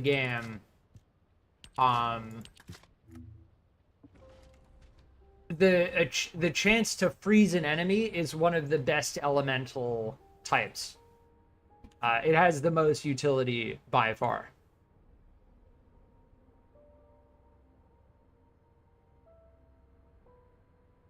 Only took 4 goes to get a part? Oh, for Freyna? Yeah, Freyna, I think, is a 20% drop for pretty much all of her pieces. And also all of the missions that you do in order to get them are pretty quick. So I'm tempted to do Executioner to crack open the Amorphous we've been getting. We did determine... So, between Old Mystery and the Haven, we did determine that in hard mode, we got a drop here.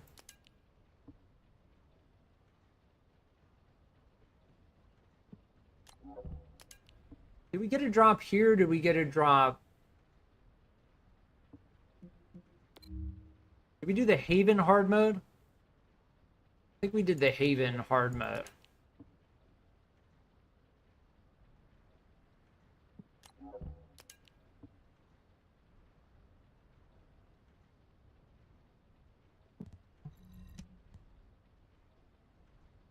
As far as the ultimate Gley stabilizer goes, this is one way to get it. There's another way to get it that involves doing outposts and void fusion reactors and void shard. So it's either hard infiltration, hard Colossus, or hard outpost, hard void shard, hard fusion reactor.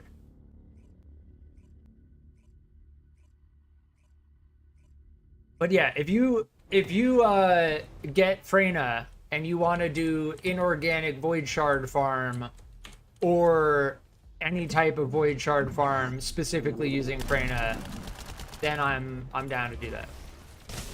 And I assume, Crammy, that you're doing that, you're getting Freyna because you need void shards for a specific void fusion reactor, which drops Lepic Blueprint, ultimate Lepic Blueprint. But as for grinding for Freyna, specifically Freyna, I've had Freyna for quite some time. And unfortunately, I'm pretty sure the way the developers set those missions up, there's no real reason to do them beyond unless you need Freyna.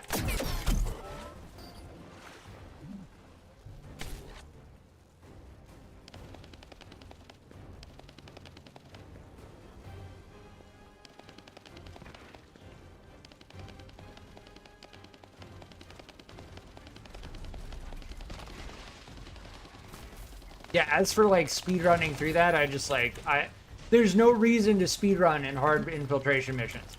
Like, if you watch my past live streams, you'll see me do the Seed Vault and the Asylum rapid form. Like, I ran those... I think I had to run the Asylum 25 times to get Sharon... one of the Sharon blueprints.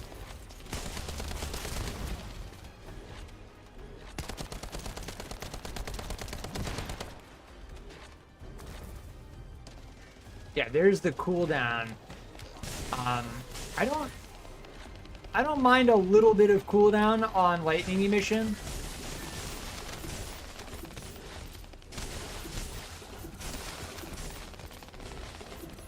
Like a half a second cooldown, as long as it just slams, you know?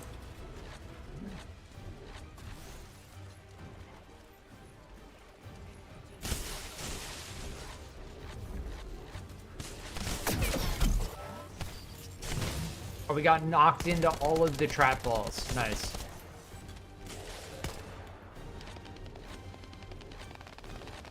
We landed and then got knocked into all of them. You can actually stand in between those. It's a very, like, small spot, though. This is a speedrun point, because if you start this defense, it starts the 1 minute and 30-second timer. So technically that is a speed run.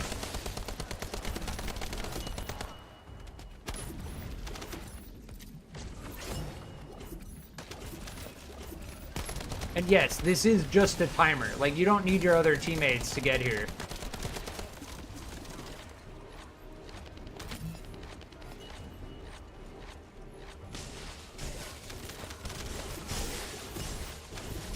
There's an ultra precision code breaker,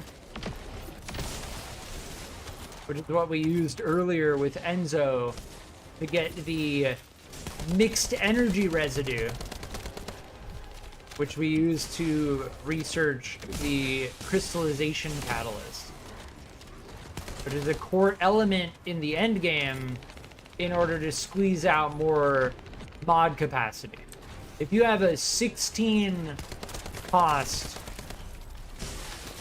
mod and you use a crystallization catalyst for its socket type, you lower that the cost of that mod by 8, thus increasing your mod capacity by 8 capacity, which is significant. And that's just with a single crystallization catalyst. So between the energy activator and the crystallization catalyst, if you have an energy activator and like 2 to 3 crystallization catalysts in your Descendant, you will get greatly increased performance from that.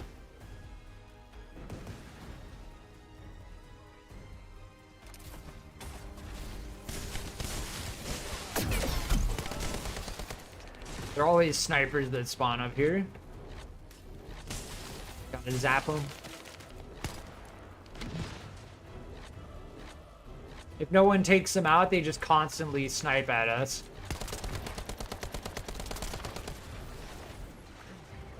Yeah, there's the cooldown. We're basically working on making that cooldown 0. And as far as my mod setup goes on Bunny right now, I'm pretty sure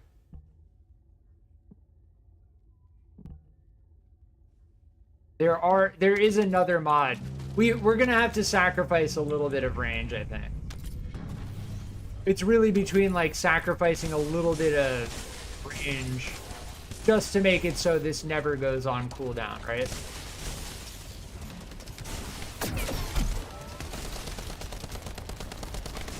Yeah, I can tank a hit from Keldir.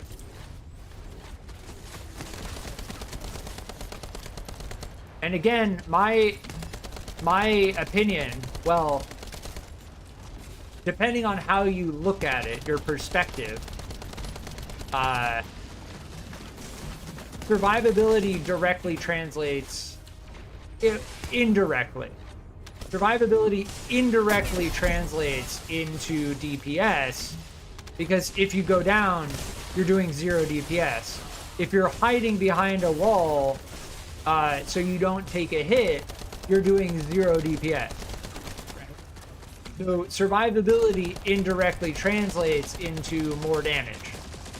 So people who are making these like glass cannon bunny builds, who are immediately going down, are not doing themselves any favors, because it means they're doing 0 DPS.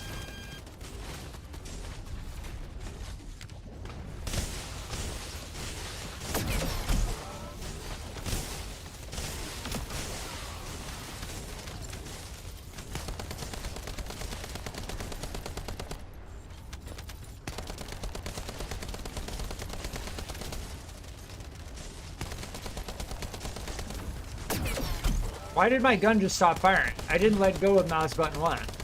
There's a weird bug in the game that just like stops my gun from firing when I'm mid-magazine.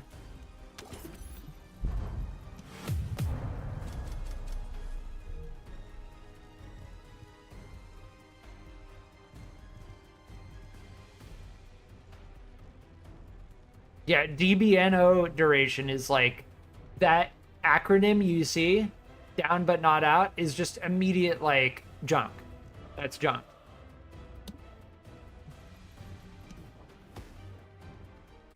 You see shield or DBNO, junk immediately. No second thought, instant junk.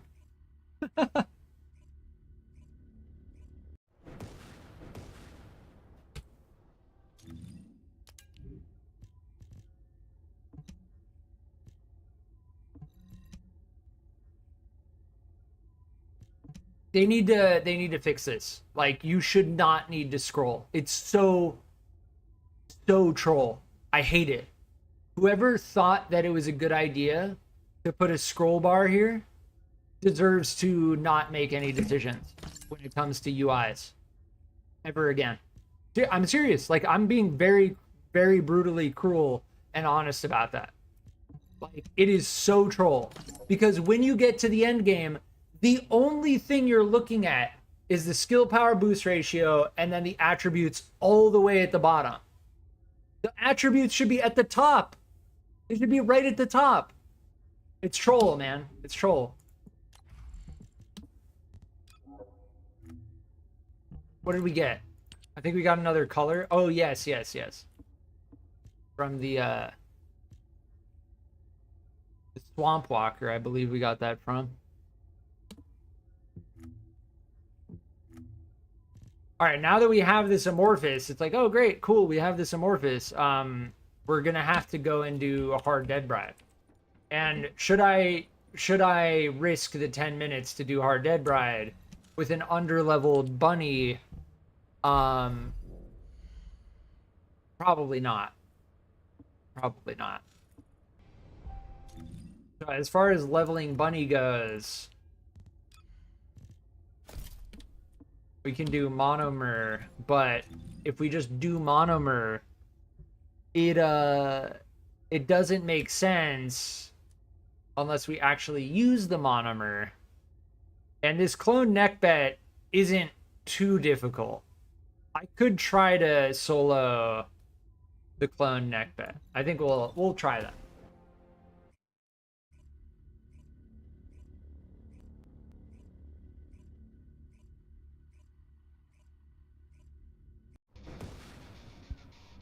As a product of leveling bunny, you can get an insane amount of monomer void shards at this location. As you can see, there's another person here. I'm sure they're playing bunny if I could actually see which descendant they're using. So you acquire an insane amount of monomer void shards, which you crack open here, the amorphous, while simultaneously leveling up bunny. I've even seen people using LITE at that location. This boss is going to be a pan, isn't it? They're going to be a bullet sponge pan. But we can go back to the outpost to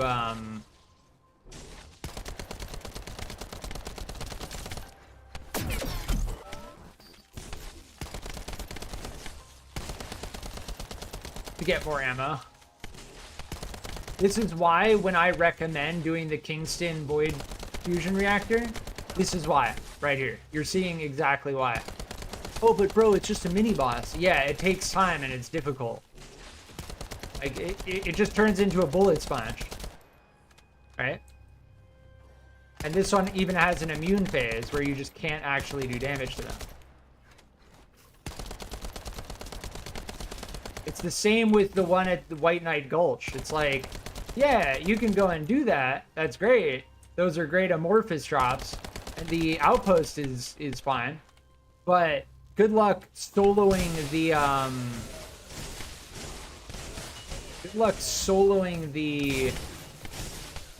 mini boss that comes with the Void Fusion Reactor. You just have to use a Descendant that's capable of soloing it. Yeah, see that? Out of ammo. Now, I think I can go back here and then just fight it again. It recharges shield slowly. There we go. Oh, it actually followed us all the way here. That's kind of funny. And yes, you can use 2 different ammo types. But because my Eternal Willpower just does significantly more DPS than anything else,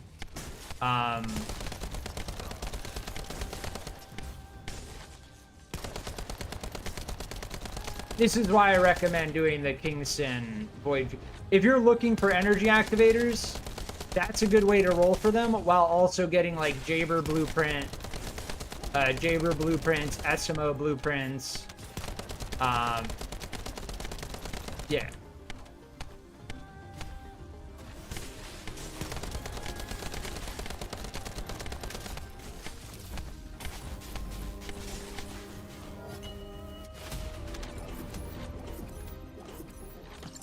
How long did that take to solo?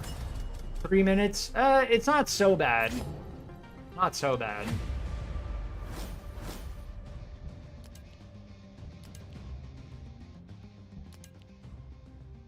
Yeah, Eugen and then Ultimate Ajax with the energy activator. So as far as that fusion reactor goes, oh, we can also use monomer here. I'm just trying to use the monomer void shards that we have right now, because we just stacked so many of them. As far as monomer goes, if you're trying to level Bunny, I highly recommend this void fragment mission. Monomer and inorganic are 2 void shards you are absolutely going to need if you are trying to grind for ultimate descendants and energy activators. So leveling Bunny here is amazing because it's doing 2 things at once, 2 very, very core things at once. And again, I said it earlier, I don't recommend doing any of the special operations. Like Kingston Defense Mission, oh cool, you get a lot of XP by doing it, but it's like watching paint dry because you're just waiting for enemies to spawn. And sure, you get a lot of Descendant XP, but you get no Kuiper Shard drops. You get, well, they did add Void Shard drops. Now, I doubt they added a lot. I still don't think it's going to be worth it, but I'd have to check.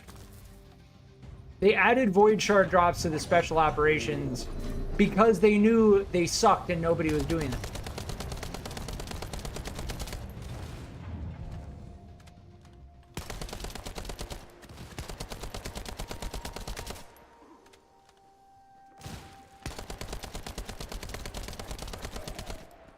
This enemy just kind of runs towards you over and over again. With the shotgun. And if you time your rolls properly, you can pretty much just block. They have that that homing attack as well. But I can just keep them on the other side of the rock and continuously hit them with the lightning emission. This is where lightning emission's really, really necessary.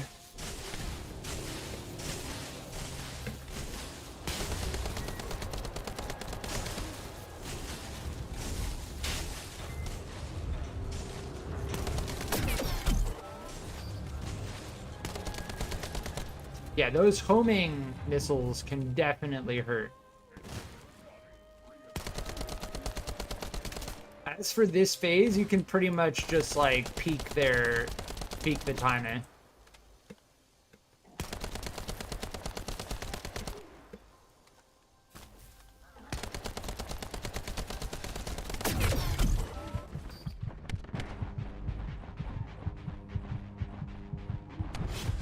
You can't roll when you're in that ability. So now we get to watch their health bar regenerate as I can't move, and we get shot by world enemies.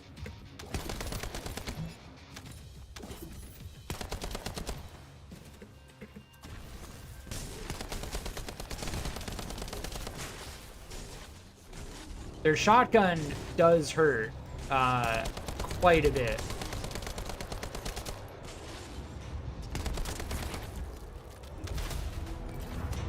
Silent Night, welcome back.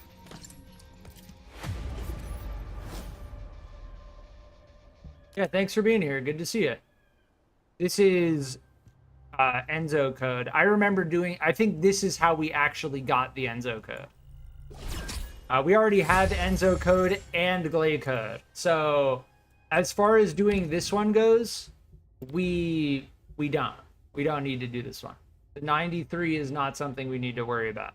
But I am trying to burn monomer. Oh, look at that.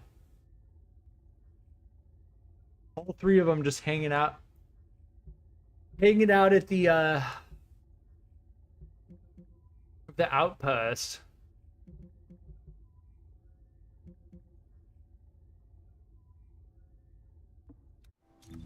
Yeah, I don't know. So the Kingston one is inorganic, right? Yeah.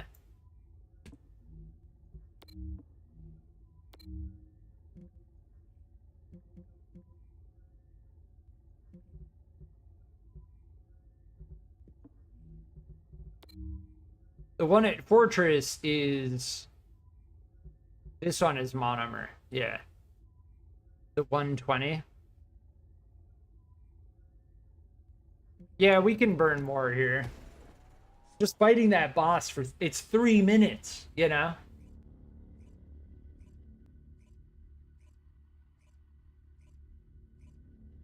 It's like, great, I have all of this monomer void shards. All of these monomer void shards. Now spend 3 minutes fighting the clone neckbed at the void fusion reactor every time. As far as the 120 goes, like, do I actually... Eugen code, do we care? The Gley enhanced cells is not bad either. Yeah, we can do the 120. As far as like burning through monomer void shards, we may as well open Amorphous that we actually need the stuff in, right? Because otherwise I'm just gonna have a giant stack of monomer void shards and it's gonna suck.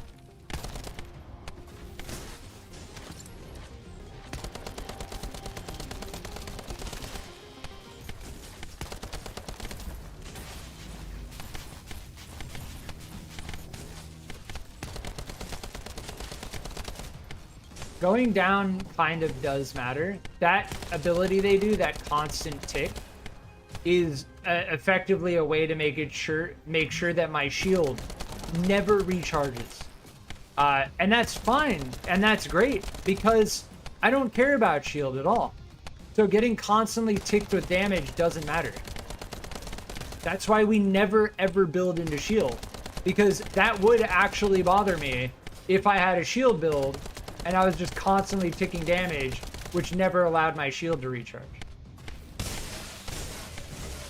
And yes, none of these enemies drop ammo or health drops. None of them. If we want ammo, we're gonna have to run back to the outpost, which is what we had to do last time. So we'll go and do that again.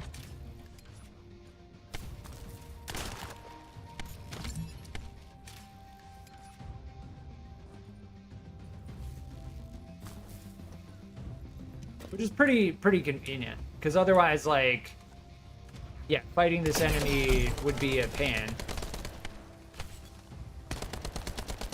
They particularly made it such that you don't get any ammo while you fight them. And this one in particular, I don't think we even need to be close to that at all, actually. Their melee attacks do actually hurt, though. Technically, I think we can just drag them over here.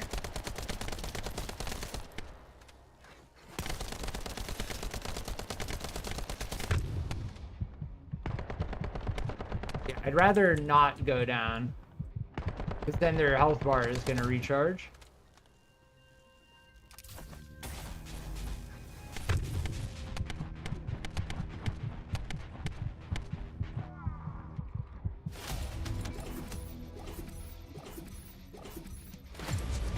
But that is that.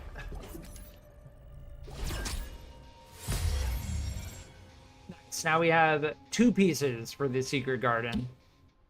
The secret garden we determined is only really useful on like Kyle.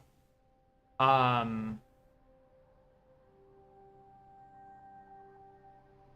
think Enzo, Kyle and 2 other descendants, but yeah.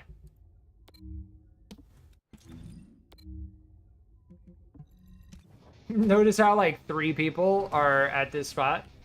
There's a reason why.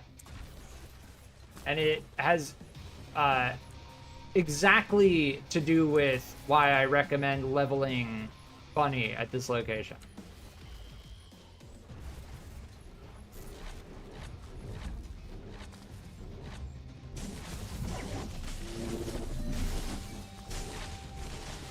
Yeah, there's even a Valby here. And Valby can't even get the Void Shards. So as far as yeah,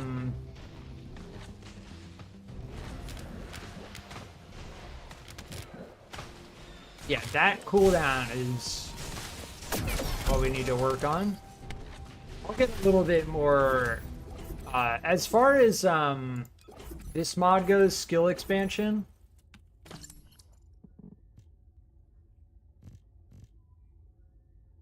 Fusion, can we have, no. See, if we have focus on electric, oh no, wait, hold on. We can have focus on singular. Oh, I don't have the capacity. Yeah, we just need to level up. There we go. The cooldown is still 2 seconds.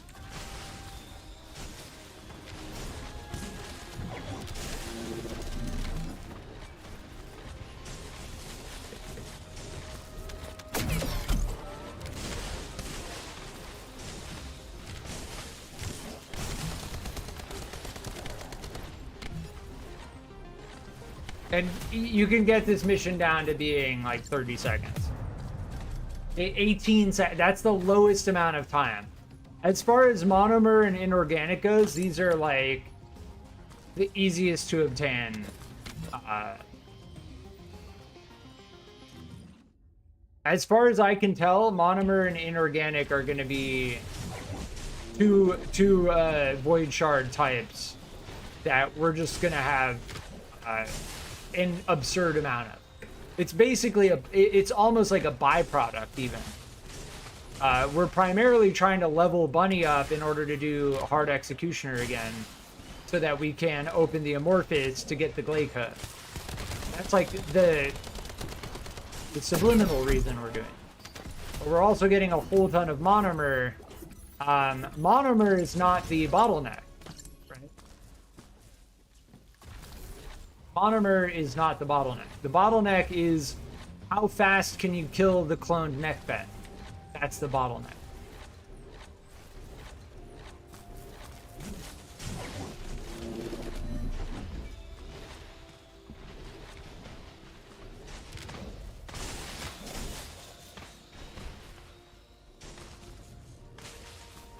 The fact that there's a Valby here is just so indicative that this mission is extremely good for experience, because you don't get, this is all you get from this mission. And no, the enemies in this mission don't drop anything. They just drop health, MP, ammo. That's it. They don't drop gold, Kuiper shards, weapons, anything. This is all you get.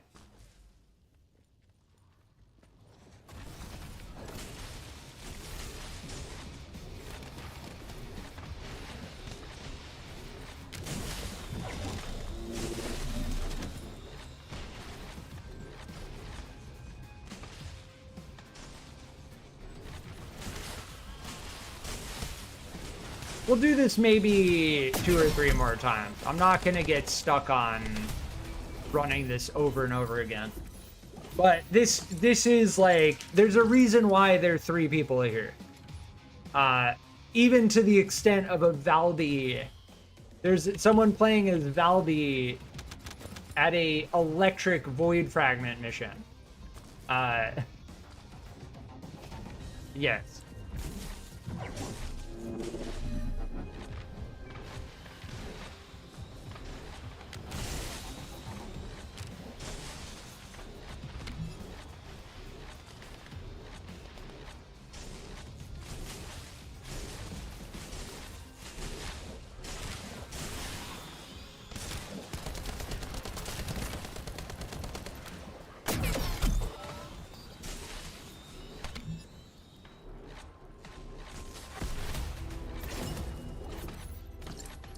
Yeah, and of course the module you get here is overwhelming defense, which is one of the worst modules in the game.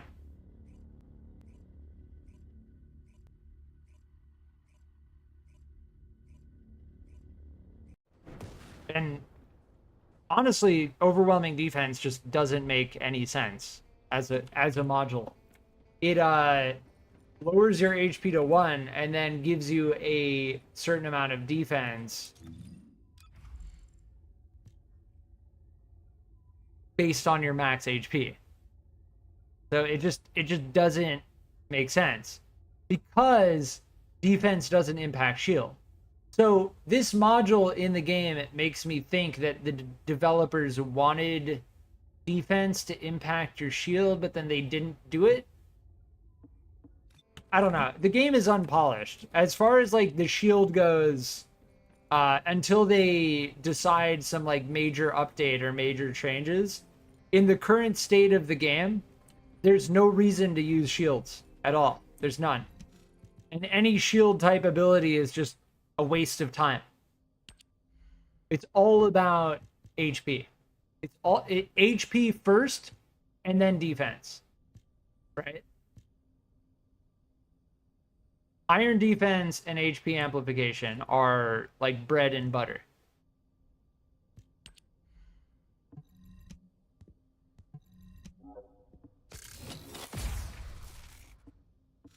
But yeah, doing that mission, we also don't get any gold, and we need gold. As far as gold farming goes, it's either Fortress Outskirts, Anticipated Ambush Point, or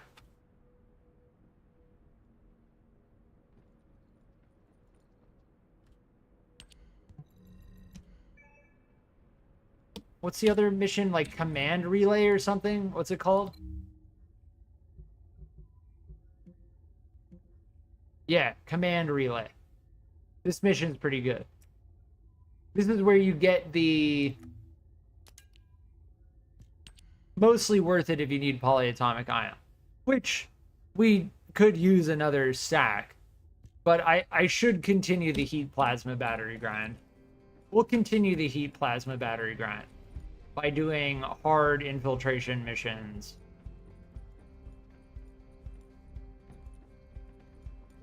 Because then we get the amorphous for ultimate Gley. So it's a combination of energy activator grind and ultimate Gley grind.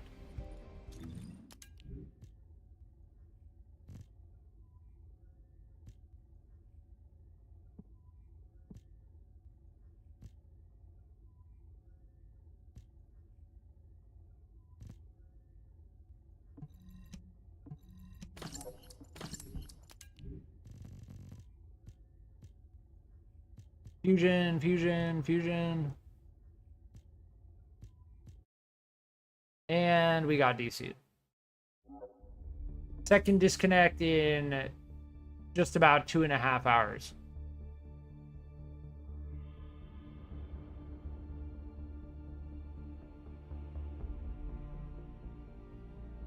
But yes, I will be playing No Man's Sky later today. No Man's Sky is currently 60% off on Steam. I finally got No Man's Sky after all these years because they finally got the game into a very good state after 8 years after release. And buying a game for 60% off after 8 years of constant updates is a much better deal than if you bought No Man's Sky on release at full price. And I would have done the same thing with Cyberpunk 2077, but I could not wait for that. Why don't you farm Ultimate Bunny? Because I'm currently using Bunny with an energy activator. There's no reason for me to get Ultimate Bunny. Zero. Absolutely zero reason. Same with Ultimate Valby when Ultimate Valby gets released. Was there a... energy.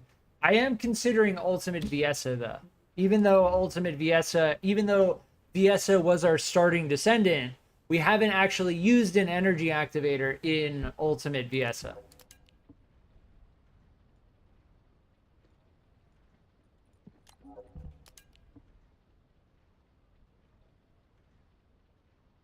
Yeah, we're the Haven. I don't know. See, heat battery. I think we got heat battery to drop at Old Mystery. But the problem with Old Mystery is neither of these amorphous I really want. Yeah, I want Ultimate Gley. But the problem is the one that gives Ultimate Gley doesn't drop the heat battery. So it feels a little bit deliberate, even though it says right here, that the Haven drops heat plasma battery. I just ran this earlier and I didn't get a single one. You can craft it? You can craft what? You can craft many things in this game. You can't craft heat plasma battery. These are the only missions that you can get them in, and I've only, out of the two of these, seen it drop at Old Mystery. Old Mystery hard, Old Mystery normal, and the Haven normal. But not the Haven hard. Why not the Haven hard? Is that because it drops Ultimate Gley and that's what I want? Is that why? I will be right back.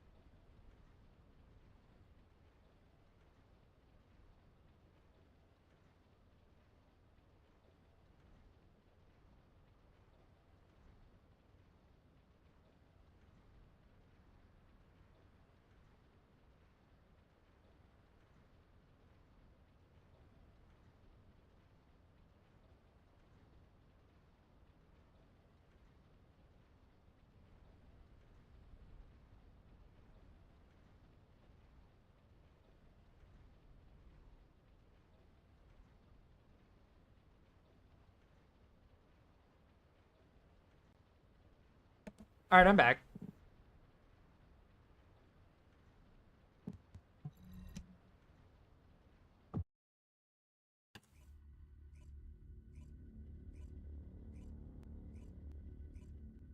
But yeah, I'm probably just gonna run the Haven and hope that I get the heat battery, because as far as the drop goes, we're leveling Bunny. I mean, I have my Valby build. I could probably do pretty solid damage in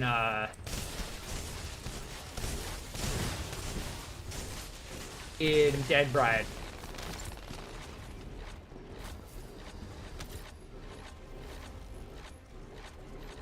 I'm really thinking about Silly Weeper as the second.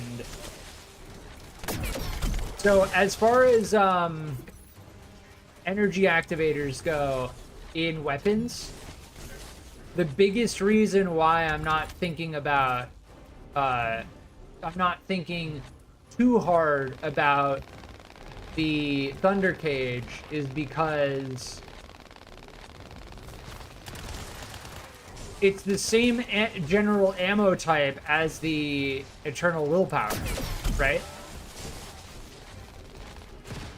And I already have an energy activator in the Eternal Willpower. So, yeah. Like, we firmly decided on the Eternal Willpower due to its insane ammo efficiency and DPS, damage per shot, and DPS.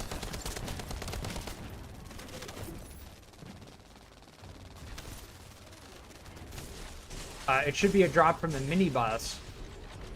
Okay.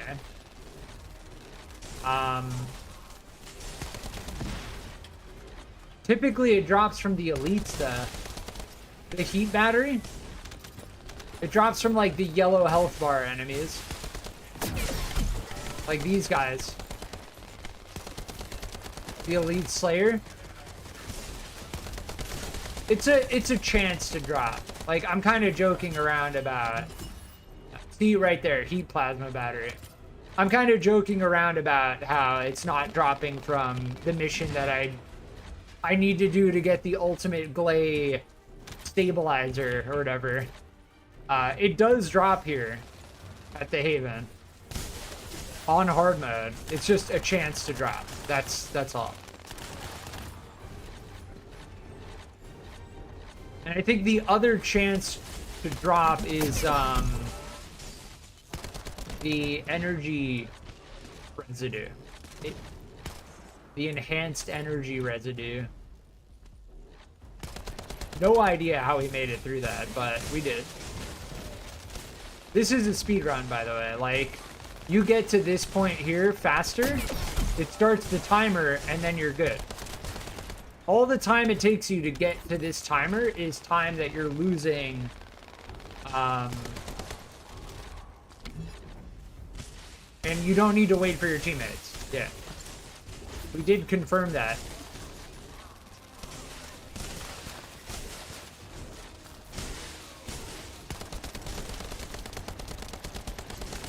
Yeah, I think this slaughterer can drop it as well. No, I think it's specifically the elites. Yeah, it's specifically the elites. The yellow health bar that we saw earlier.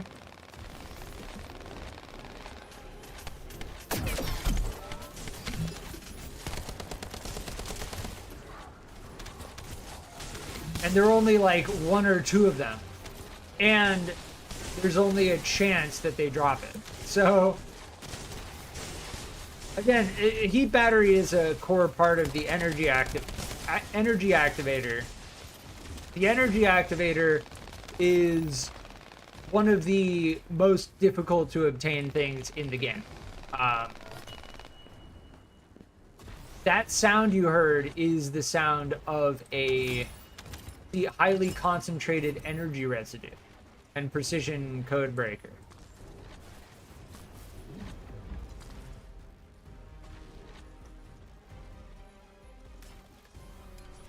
This is also technically a speedrun. The sooner you get to this point... Oh, they got locked out, rip. No matter what you do, I'm pretty sure it resets everyone here. So, whoever gets to it first begins that timer.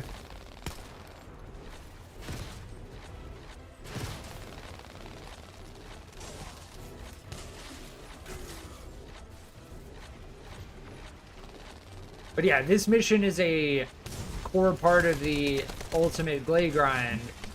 There is another way to get the stabilizer though.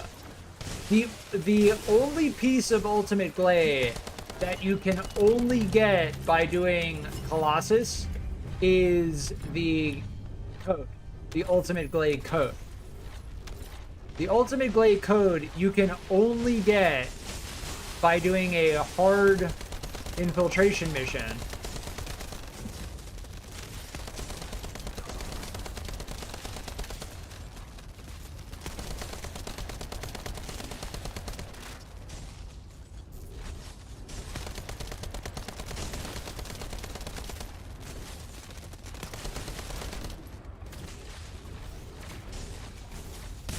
This is where you need lightning emission. Tap all the enemies as quickly as possible.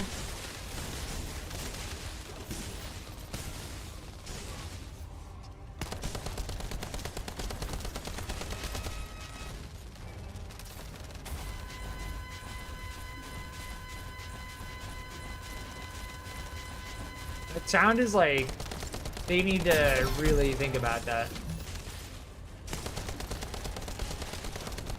Like, when you do that ability, it should make, like, a crazy, thunderous, like, cackling lightning sound. Crackling lightning sound.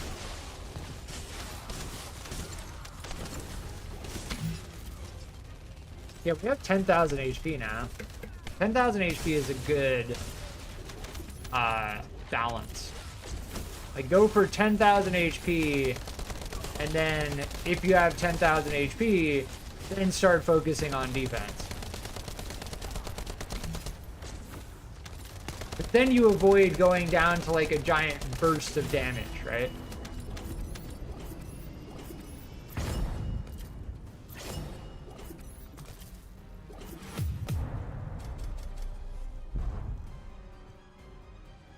But yes, we did get the heat plasma battery, we got a precision code breaker, and the amorphous 104. So that is pretty good. We're grinding for energy activator and ultimate Gley. That is the farm. That is the farm.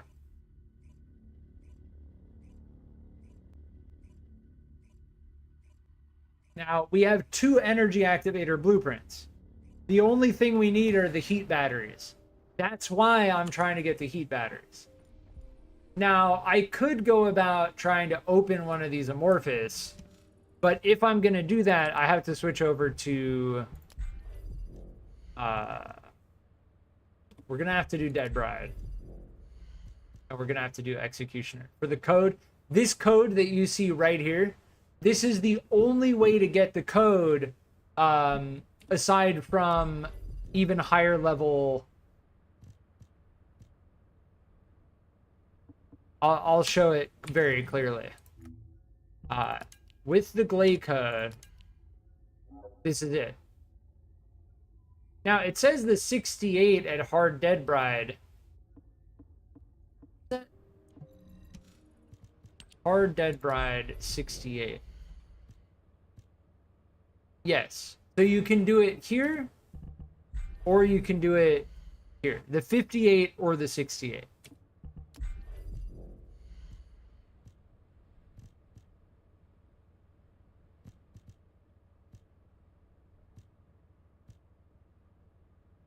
But yes, in order to open... So the ones that we've just been getting to drop...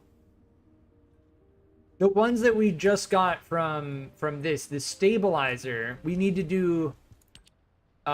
This is pushing us... The 104. This is pushing us to do the hard obstructor. Right? Hard obstructor. Now, I don't know where to get the 76, so let's look that up.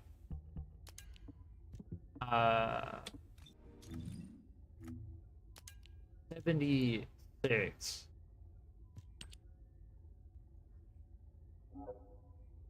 Sepulcher. But I don't need to do Sepulcher for anything. This would just be the Devourer versus the Obstructor. I don't think I need to. Let me check. Hard sepulcher.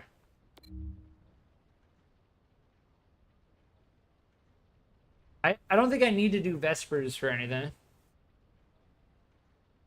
30 runs for another Freyna part, no drops. That is very bad luck while dealing with pure RNG. The most runs I had to do in a row, well, not in a row, I did other things as well. The Sharon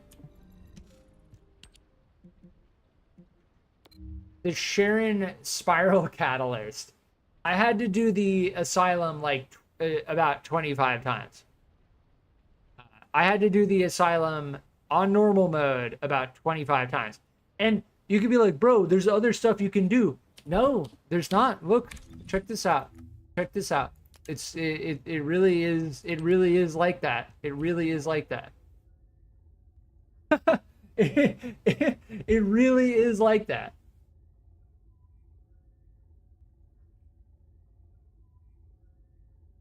I give you luck, Crammy.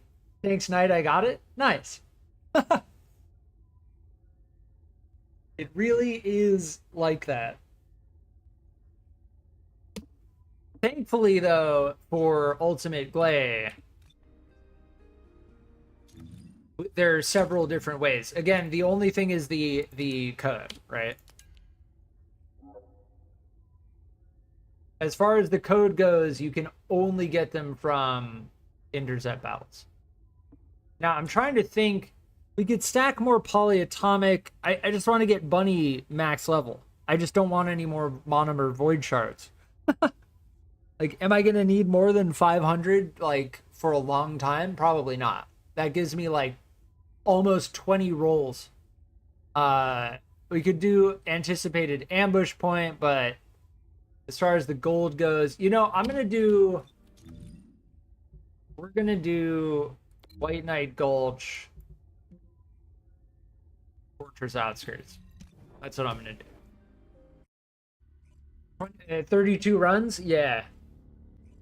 Even though it's a 20% drop, that's the unfortunate reality of true RNG. Yeah, these are two Freynas that are grinding. That's the inorganic void shard farm over there.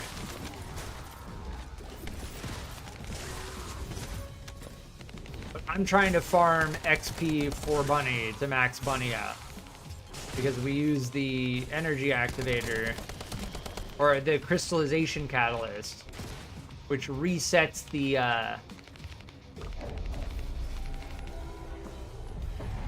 level of your Descendant. Which is the same for weapons, except for weapon proficiency. The best way to do this mission is to activate all of the objectives and then just run around zapping all of the enemies as fast as you possibly can. And I'm pretty sure this game maxes out the rate at which enemies can actually spawn. It's pretty great. Now, you can do this with 4 people, and yeah, I mean, sure, it makes it faster, but it doesn't change the spawn rate. As long as you clear the enemies off of the points, they will respawn. Like, it will trigger them to respawn if you clear them off the point. And as you can see, like, this is a crazy spawn rate. At this point, it's basically like, just use lightning emission. Like, run around, zap all the enemies around you.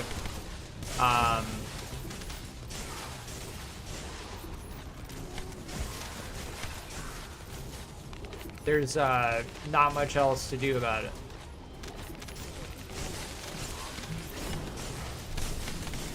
And as far as the XP farm goes here,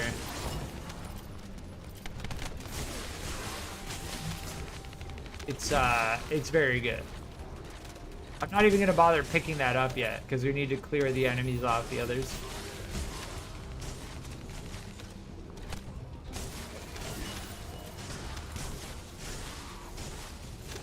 Now we just need to worry about D, B, and C. I don't mind that small cooldown on lightning emission, because by the time I realize that it's deactivated, I can just activate it again. That's like the amount of time it takes me to realize that it's no longer active.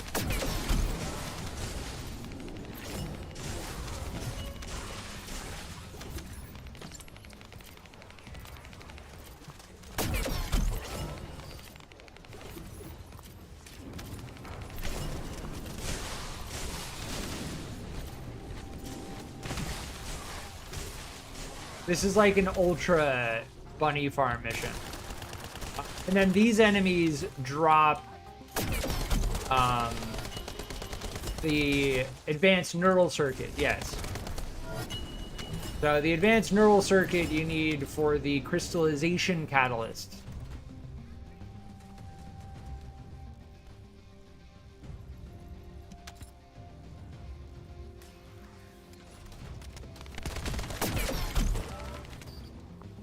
And at this point, there's no reason to kill the enemies. Like, we just got to bring the things here.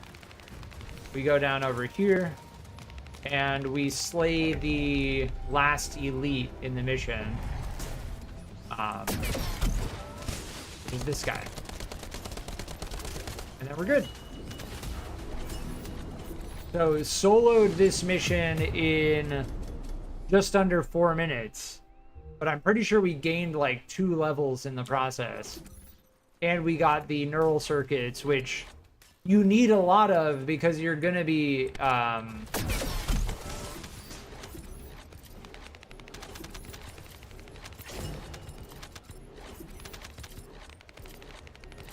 making a lot of crystallization catalysts.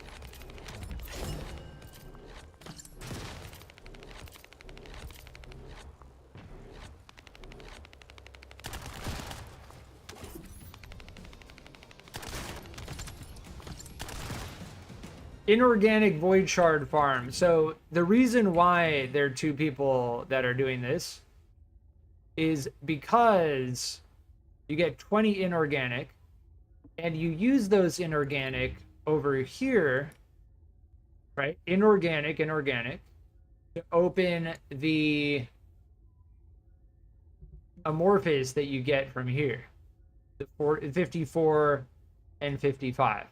And that is actually how I recommend if you're trying to roll as fast as possible on energy activator blueprints. That's the way I recommend doing it.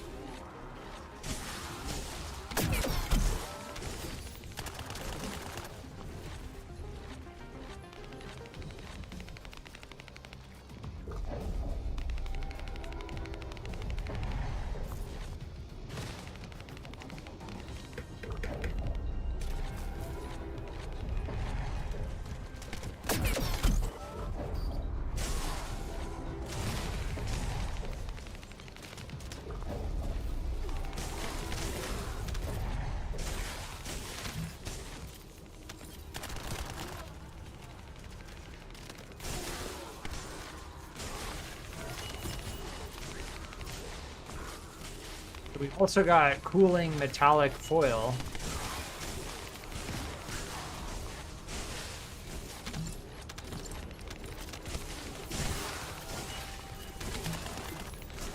But this mission is also just kind of fun. Like, you run from one point to another. You just zap all of the enemies in your way over and over again. And your goal is to just clear these points as quickly as you possibly can.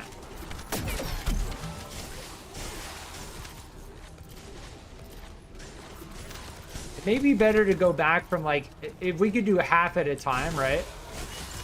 So, like, A and D and then B and C. That might be the best way to go about it. I don't know if these reactors are fusion. I don't think they are.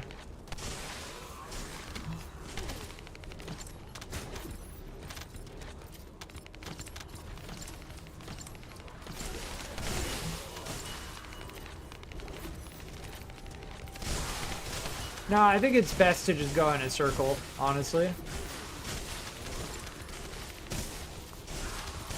Yeah, these two enemies need to go down.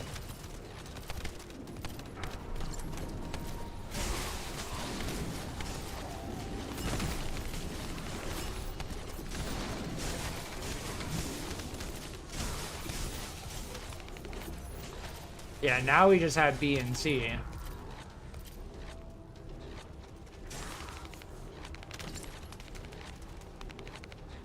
Yeah, if they want to hang out down there, they can hang out down there. I'm just going to defend these points.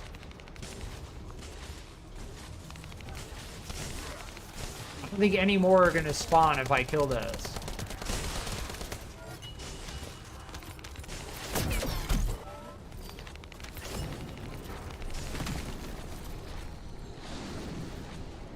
Now we just need B to finish and we're good.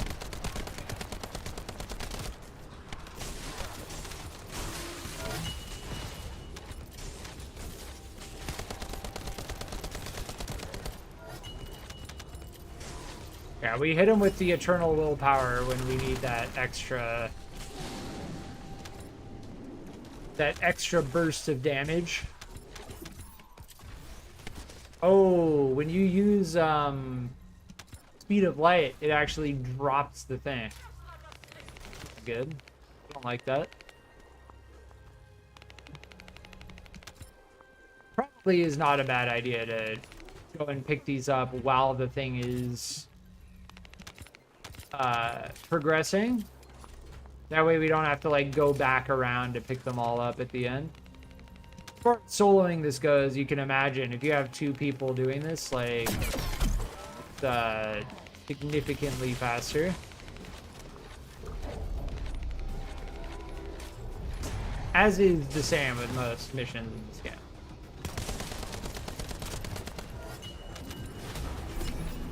Alright, we're stacked on inventory at this point.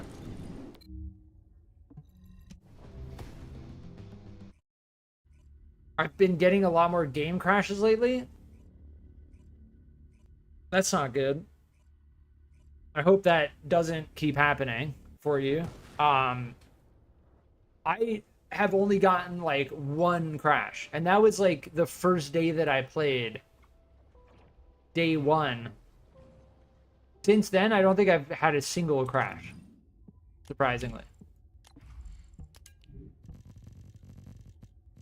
Especially playing on Linux, you'd expect...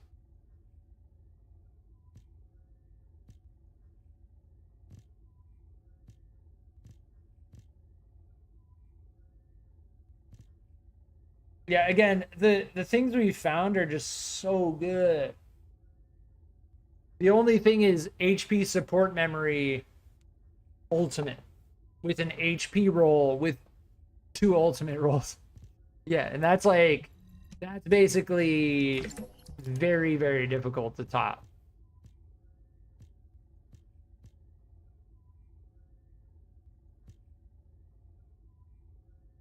Non-attribute fusion is what we want. If it's not non-attribute fusion, I'm not even looking at the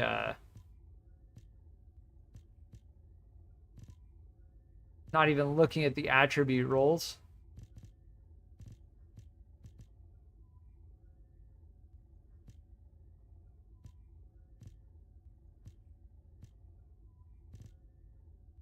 Yeah, most of them seem to be singular, and then we have nothing else.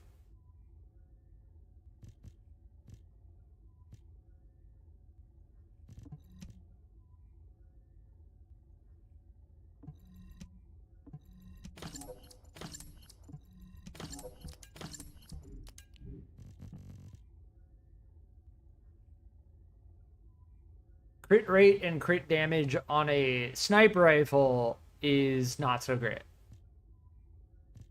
What is the base Ooh, 60% crit rate though.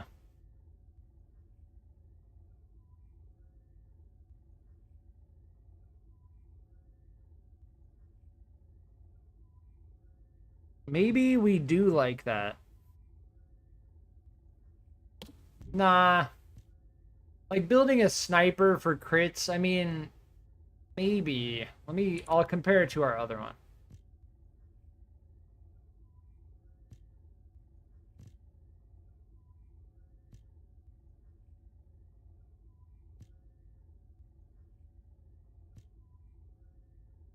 Yeah, weapon change speed is not something we ever like to see.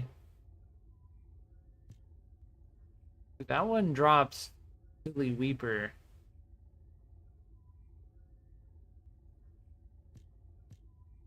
I wonder, let me take a look at that one as well.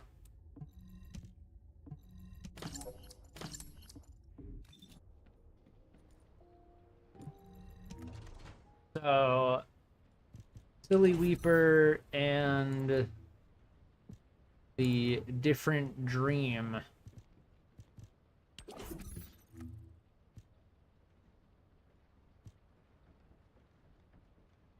Oh, the damage versus Colossus on this one is unbeatable. Like that's just unbeatable. Fire attack versus toxic. And this one has an ultimate fire attack roll. Yeah.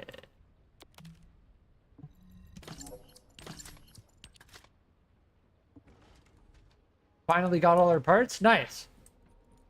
Yeah, I don't think the Freyna grind is too bad.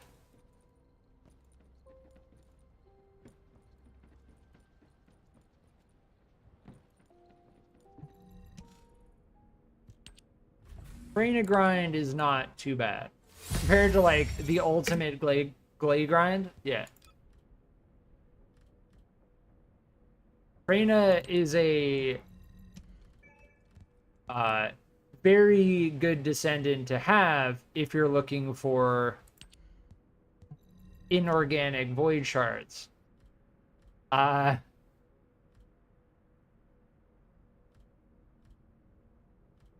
Which is a core part of the energy activator grind.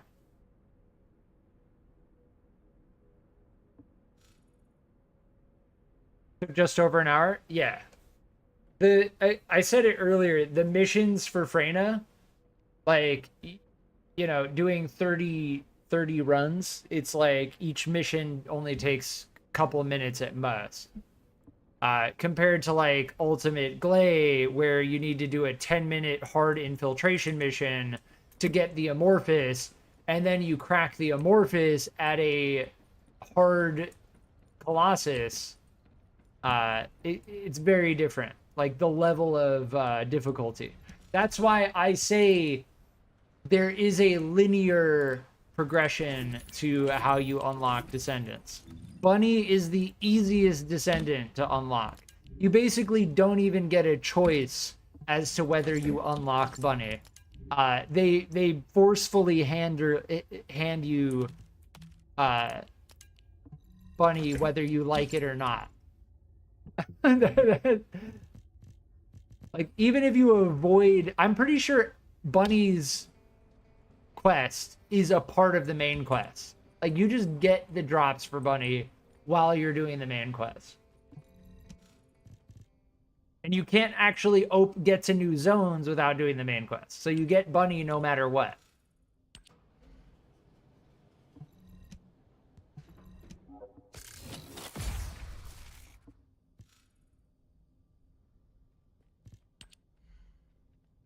Yeah, as far as this goes, we have kicking maxed out. We just need to get Bunny up to max level. And then we'll get that little bit of extra capacity.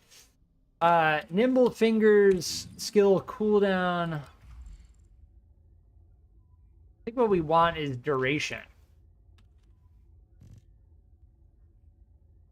See, this is where Battle of Stamina versus HP amplification would come into play, right? Survivability versus skill duration. Maximize conservation is very, very good on Bunny.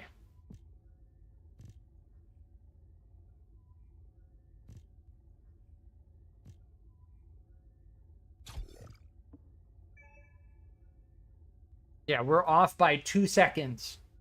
2-second cooldown. Now, could we get rid of like Decimator? Maybe. The Xantic. We could use Focus on Electric here. Ah, indeed. See, not all the modules are equal. The Focus on Electric costs 14. Decimator only costs 11. So if we put Focus on Electric here, that actually takes 7 off instead of 5, right? So that's giving us an extra 2 capacity. Upgrading Focus on Electric does not scale skill cooldown 6.1%. So now we have 7 capacity.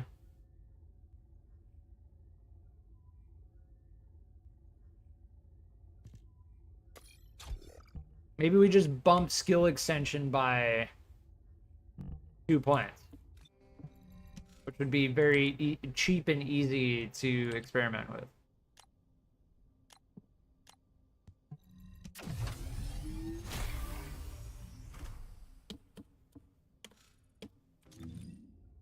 And now we're within 1.6 seconds. At least the run that took 32 was the 1 min per run. Yeah. Yeah, that's not too bad. Yes, that's why you see like people in the Discord. A lot of people are like, well, and I've even seen negative reviews on Steam for this game mentioning the 20% drop rate, which I totally understand, because like I said with Sharon, didn't feel like a 20% drop rate with the Spiral Catalyst.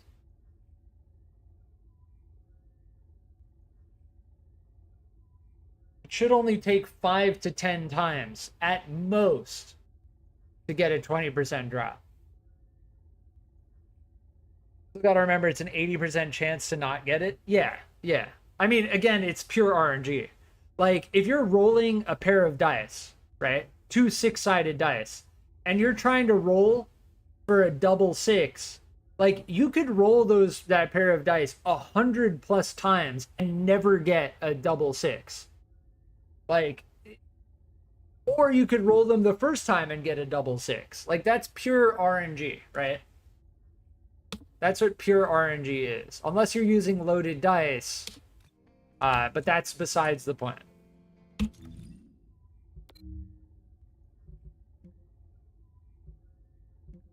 I'm tempted to do this, but I already have so much.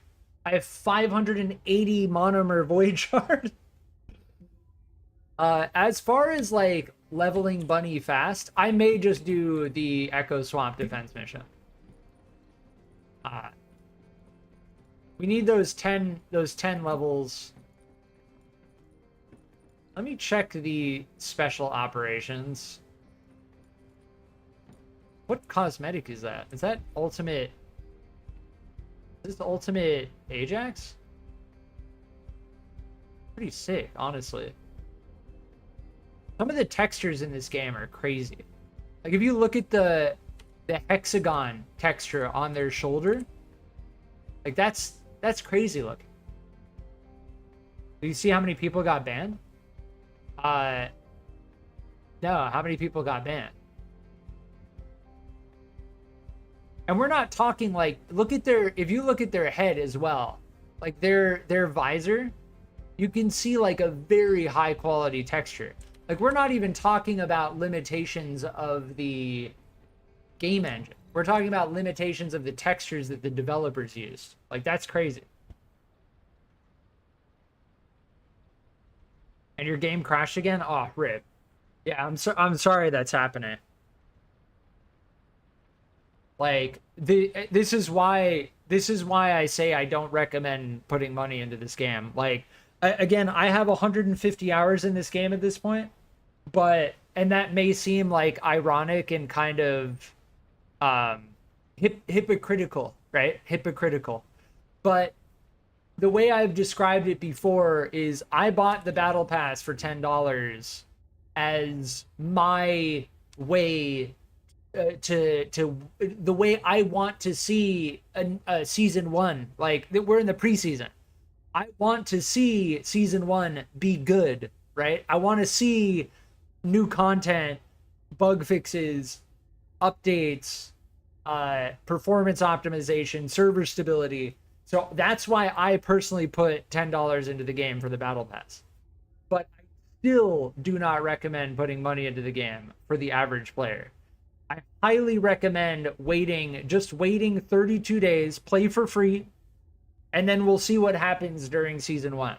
But yes, I've heard many legitimate complaints about being disconnected, which I have experienced myself many times, 3 times this stream alone, and people having their games crash, getting 20 FPS, many weird bugs and issues. That's why I recommend waiting for season 1, because there is a big content update coming in about 4 days, and season 1 is going to be coming in 32 days.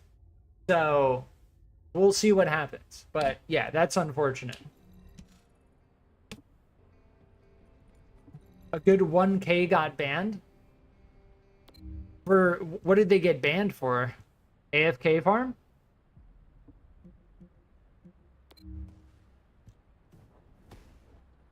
Yeah, see, Viesa stabilizer, I don't care about.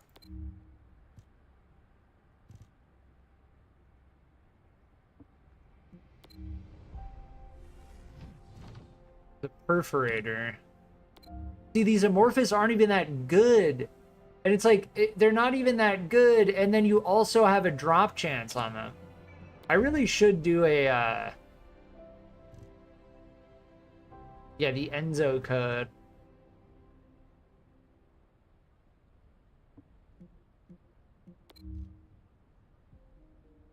Eugen and Jaber, we could do this one.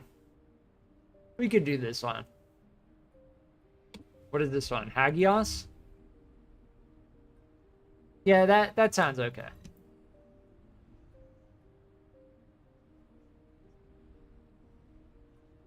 FPS usually sits at 140, spikes to 200 FPS just before it crashes. That's very strange. That sounds like some serious bug in the game.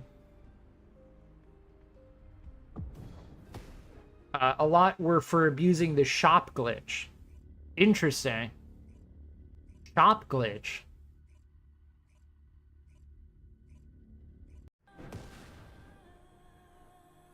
Yeah, ideally, no one would get banned.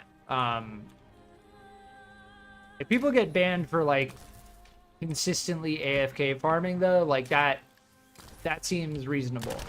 If you're, like, getting into a defense mission or a void experiment mission and you're just, like, going AFK and letting your teammates do all the work, and you're doing that over and over again, what are we even meant to do? This area is so big.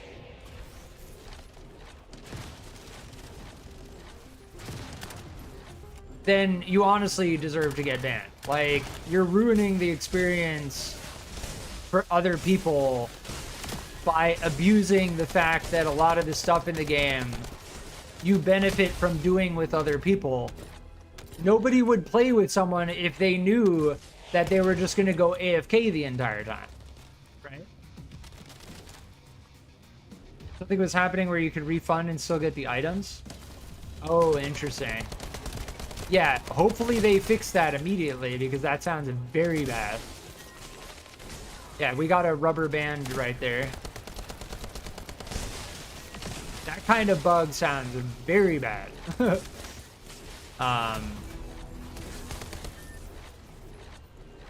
That if that kind of bug is not solved, then it starts to delegitimize the entire shop, right?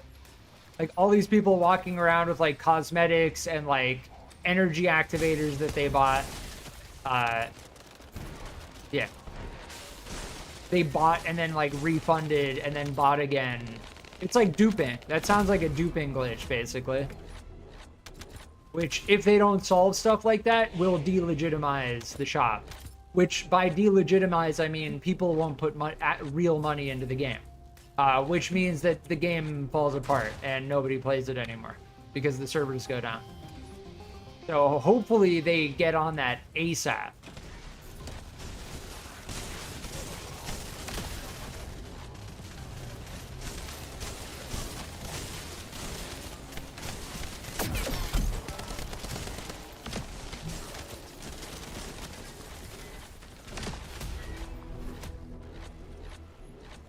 I'd say it would have been a charge back on the money. Yeah, that sounds like it would be. That's how like some duping stuff goes, and yeah, people abusing the refund system, which is like that the meme. This is why we can't have nice things. That's that meme. Like this is why we can't accept refunds because people abuse the refund system. And the sellers lose money. This is why we can't have nice things. If you were wondering why you can't refund that thing that you legitimately didn't like or was broken or whatever, just blame the people who abuse the refund system.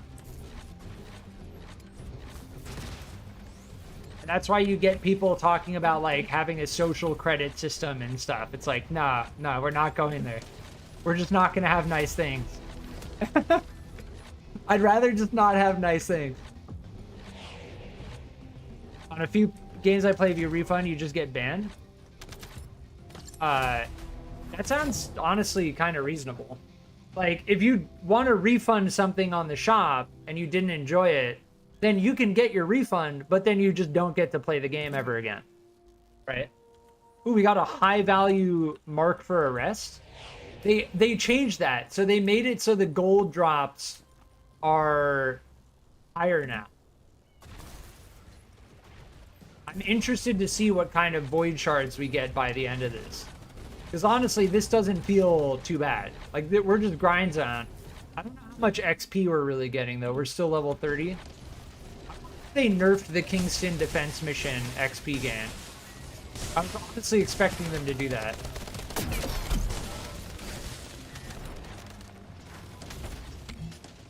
This is kind of a cool area to have a mission like this. And we got disconnected. So if we get disconnected while we're in the middle of a special operation, I'm pretty sure we only get the previous mission's rewards. Thankfully, that was the first mission right after the segment. So like after the first 4 waves. But this is exactly why I don't recommend putting money into the game. If you're like, J Crown, why don't you recommend putting money into the game? You have 150 hours in the game. This is why. This is why. And when I played Kerbal Space Program 2, I played it for about 80 hours, 90 hours. I didn't recommend buying Kerbal Space Program 2. And I left a negative review on Kerbal Space Program 2 for that reason. So my recommendation for this game is, if you enjoy this game, play it for free. But if the servers go down in a month or 2 from now and Nexon abandons this game, don't be surprised.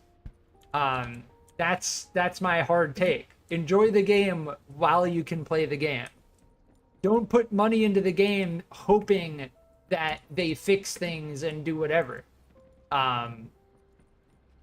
That's why I maintain that firm. I do not recommend putting money into this game.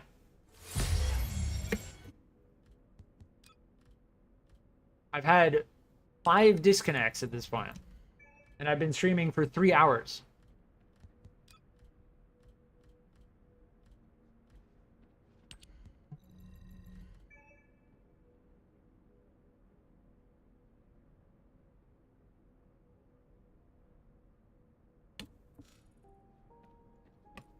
But the way to look at it, glass half full, is it didn't happen at the end of a hard infiltration mission. I guess. I do want to check to see, just for science, I do want to check to see if they changed the XP gain that you get from this mission.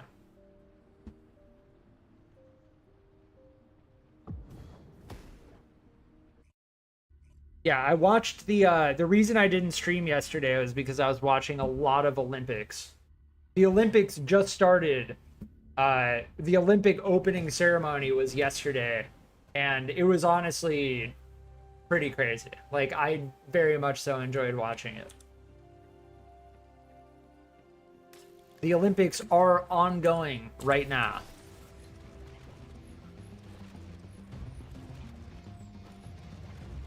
In Paris. Because they can't revert your account to not have the progress for the items you bought. That actually seems pretty fair. So I think they should, if there's like a weird refund exploit, they should just make it so, hey, you want to refund your cosmetic or whatever, you're just not going to be allowed to play the game anymore on that account. Right? That just makes sense to me.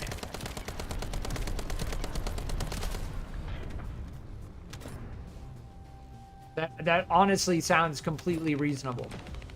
So if they make it so like you just lose access to your account gets banned if you decide to refund, then that's fine. Like, you can get your refund, right? But it's also a concern, because if someone legitimately seeks a refund, I think they lowered the spawn rate. They lowered the spawn rate even more. Look at how few... Maybe? I think they lowered the spawn rate.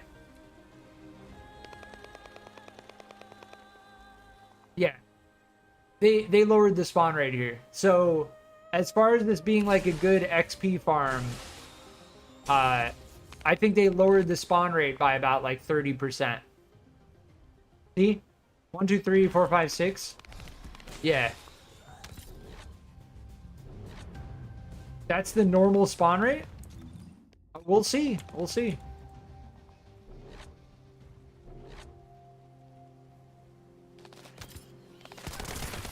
Maybe I've just gotten used to like a way higher spawn rate.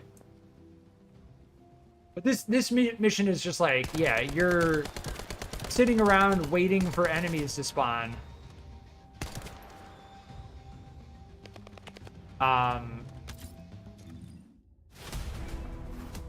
Definitely doesn't feel like I'm getting as much XP, if I'm being honest. Ramps up after wave 6? Okay. I know there's one thing that spawns here.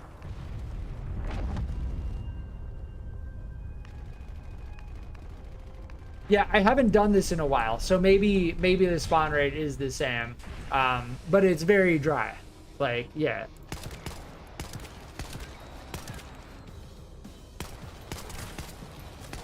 There's no way to do hard mode either on these missions. So, like, you want to do Kingston Defense on hard mode? No way to do it. There's no way.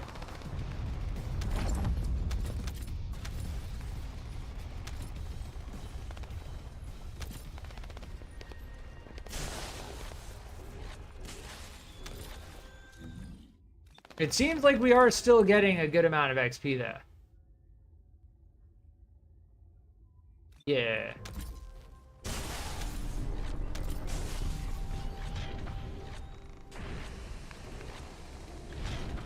You only get 20% spawns in your spot? Yeah, they're clearing the one over there. There's a spawn on the other side of that wall. There's this one, and then there's that one over there. Which is a one-shot, even the... There's a level. I do think the XP we're getting here is still pretty decent. And it'll scale up as we go if we don't get disconnected.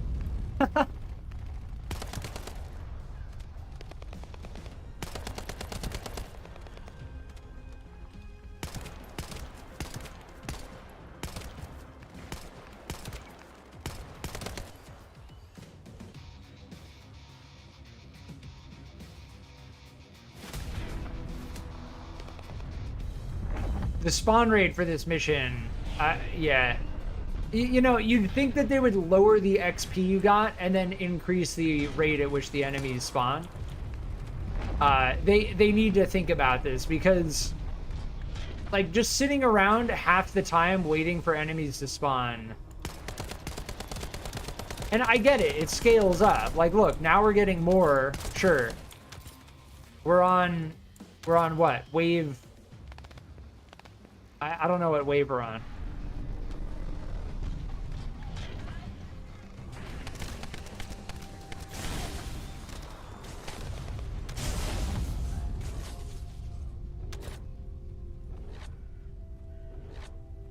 Wave 3? Yeah, it does, I don't think it shows on screen.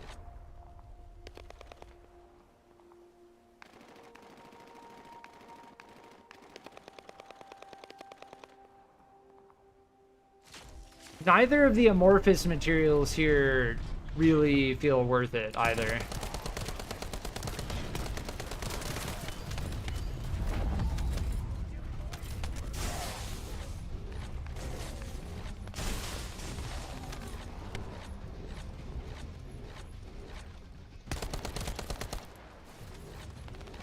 Press U? Ah, okay. Thank you, Crammy.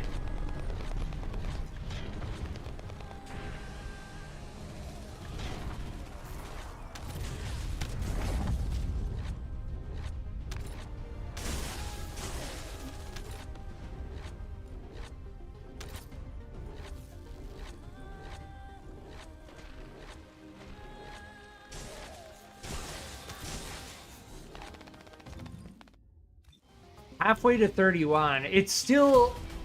I don't know. Still thinking it's worth getting void shards instead. But, again, we have 500 monomer void shards.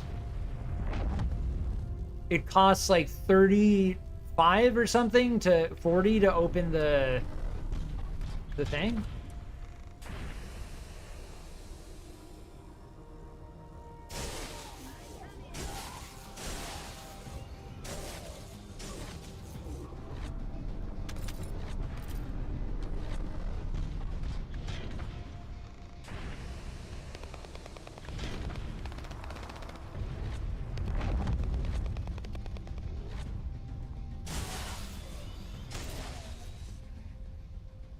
It's purely bound by timer. So killing the enemies faster doesn't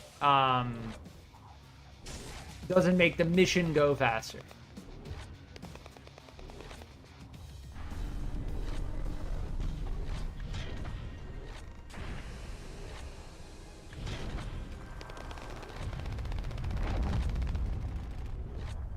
I would say that that void shard mission is far better because then you're at least getting, I mean, we'll see. They said that they added void shards to these missions, but I'm pretty sure this is still not really worth it. They should just add a hard mode version of this mission. Make it hard mode more difficult.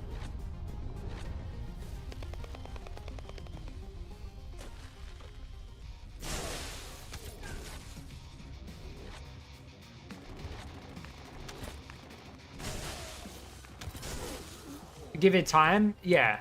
I know it scales like crazy.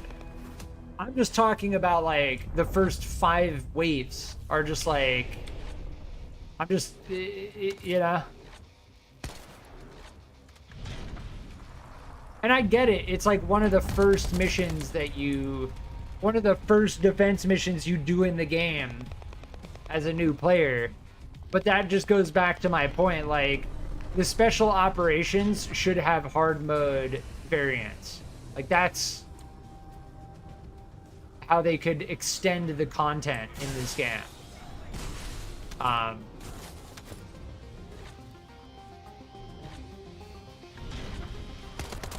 Extend the viability.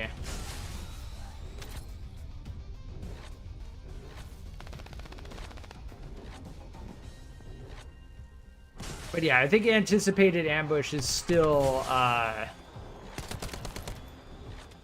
one of the best gold farms. We need gold. Like, we're gold starved again. You get like no gold from this mission.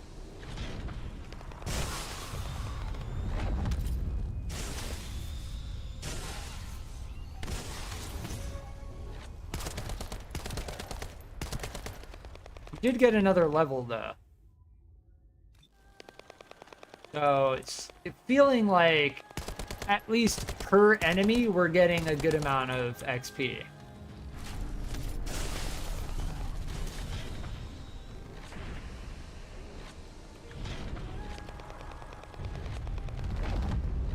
Yeah, as far like it's starting to feel like, yes, this is still a good way to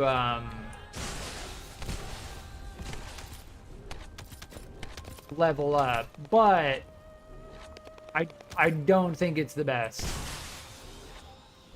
Like, I think doing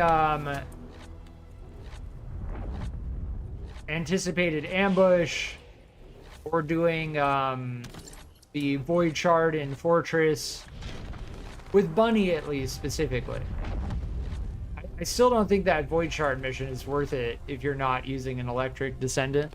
But I've seen people using like Valby and Lepic just for the XP, I think, because it's like an easy XP farm.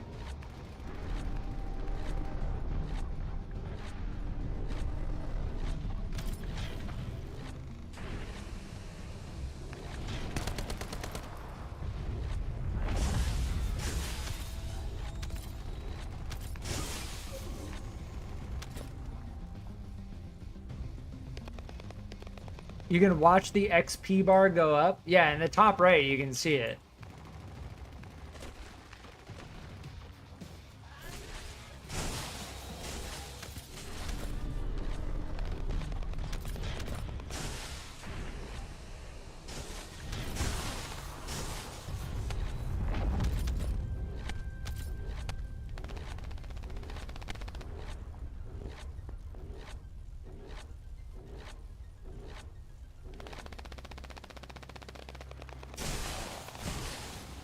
Yeah, the cooldown on our lightning emission at this point is like, it's close. Once we max out Bunny, I don't think I'm gonna use another spiral catalyst or crystallization catalyst.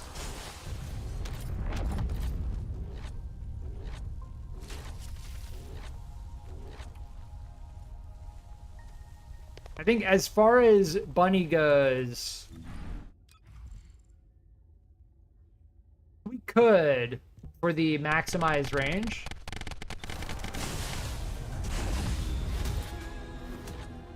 we could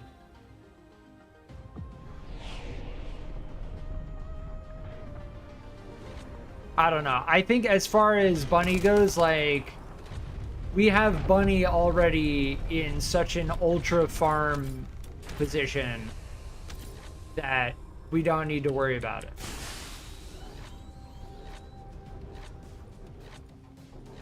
This doesn't do it. That mission in White Knight Gulch, Fortress Outskirts, does a really good job of demonstrating the power of this build.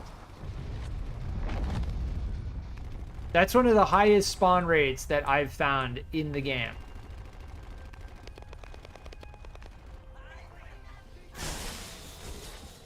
White Knight Gulch, Fortress Outskirts.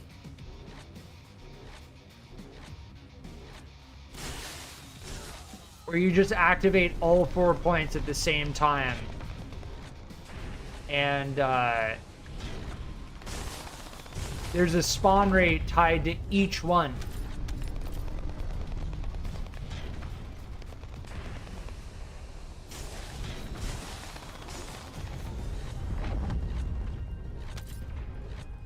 But unfortunately, yeah,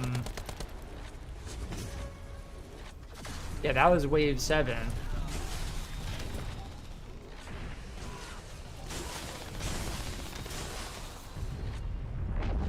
Yeah, we're level 33 now. But again, we've been in this mission now for, what, 14 minutes? So... yeah, like, I do think of that timer at the top of the screen constantly.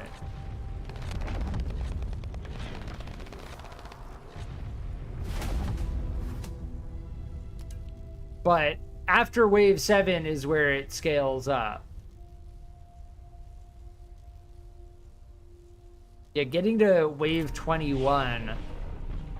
I'm sure someone has gotten to wave 21 on this mission.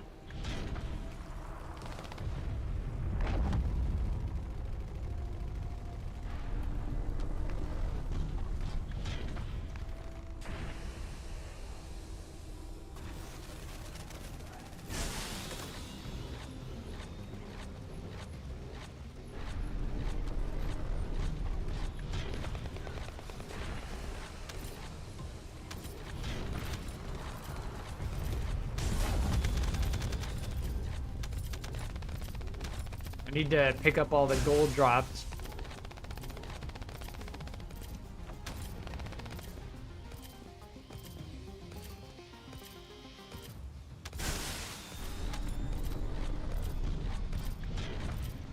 I wonder if they're gonna come out with Ultimate Kyle. Makes me wonder what would Ultimate Kyle even look like, because Kyle honestly already looks like an Ultimate. This regular Kyle is already like an Ultimate. I could imagine it. Jokes aside, I could see Ultimate Kyle.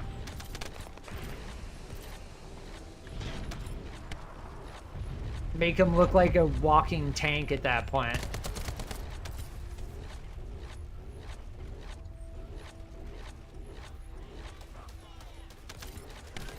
There's a giant rubber band.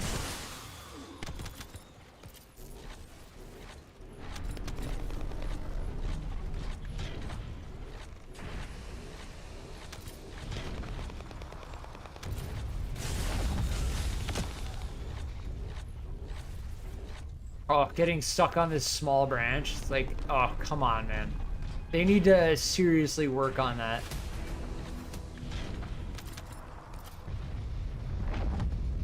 Like, the way you collide with stuff on the ground in so many locations.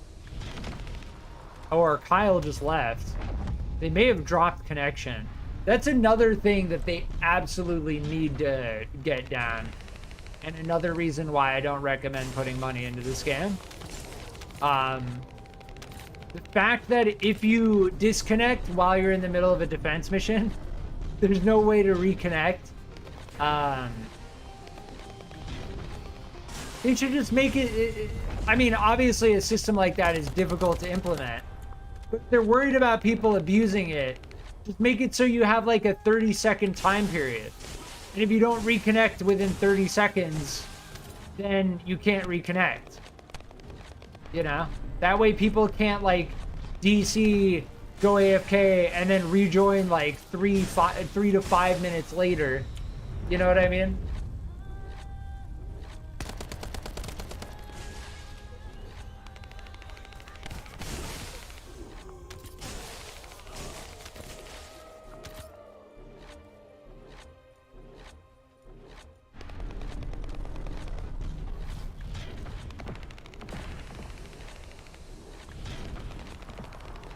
Almost at level 34. It still doesn't feel worth it, though.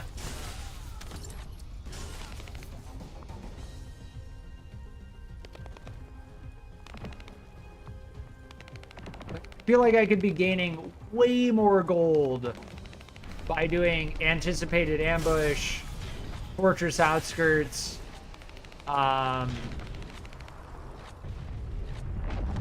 what's the other one called? Like control... command relay at fortress. in Fortress Zone, in the Fortress Zone, there is a mission called Command Relay. The best place to get polyatomic ion.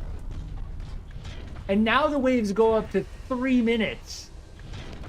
At wave 10, it goes up to 3 minutes.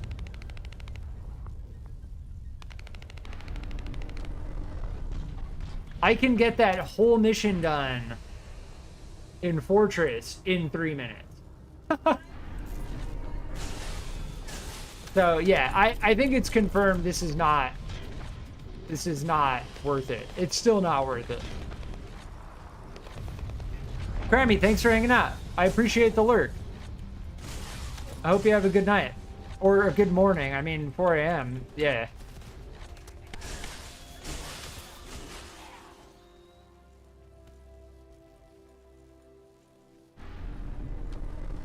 We did it for science. We did it for science, and it turned out it's still not worth it. I will find out at the end of this 2-minute timer at the top of the screen how many void shards they added.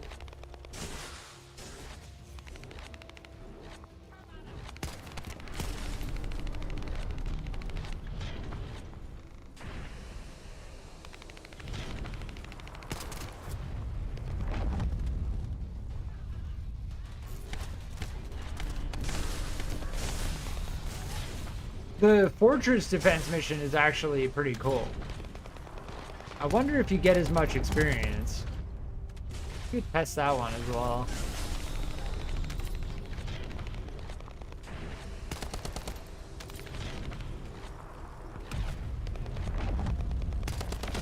They die? I think they just instantly killed them, yeah.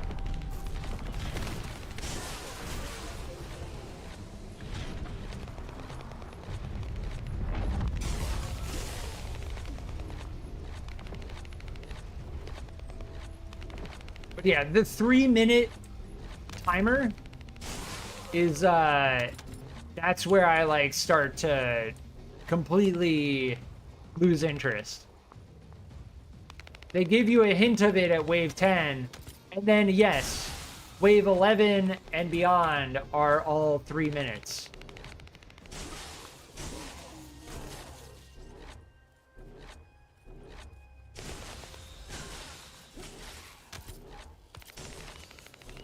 And the gold drops do seem to scale. Does seem like we're getting more gold from each drop at wave 10 compared to the earlier waves.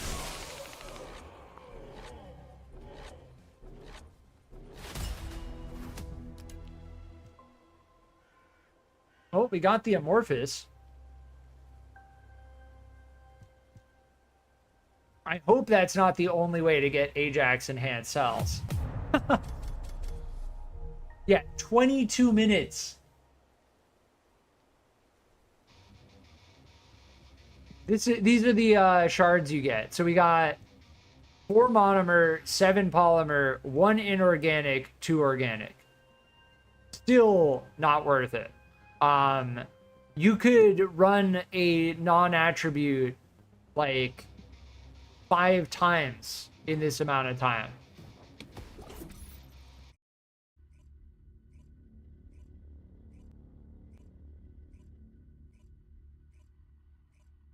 But yeah, confirmed for science, we did it. Kingston defense mission, still not worth it. I was hoping that like we would get a lot of void shards, but that is not nearly enough. We did get quite a few levels though.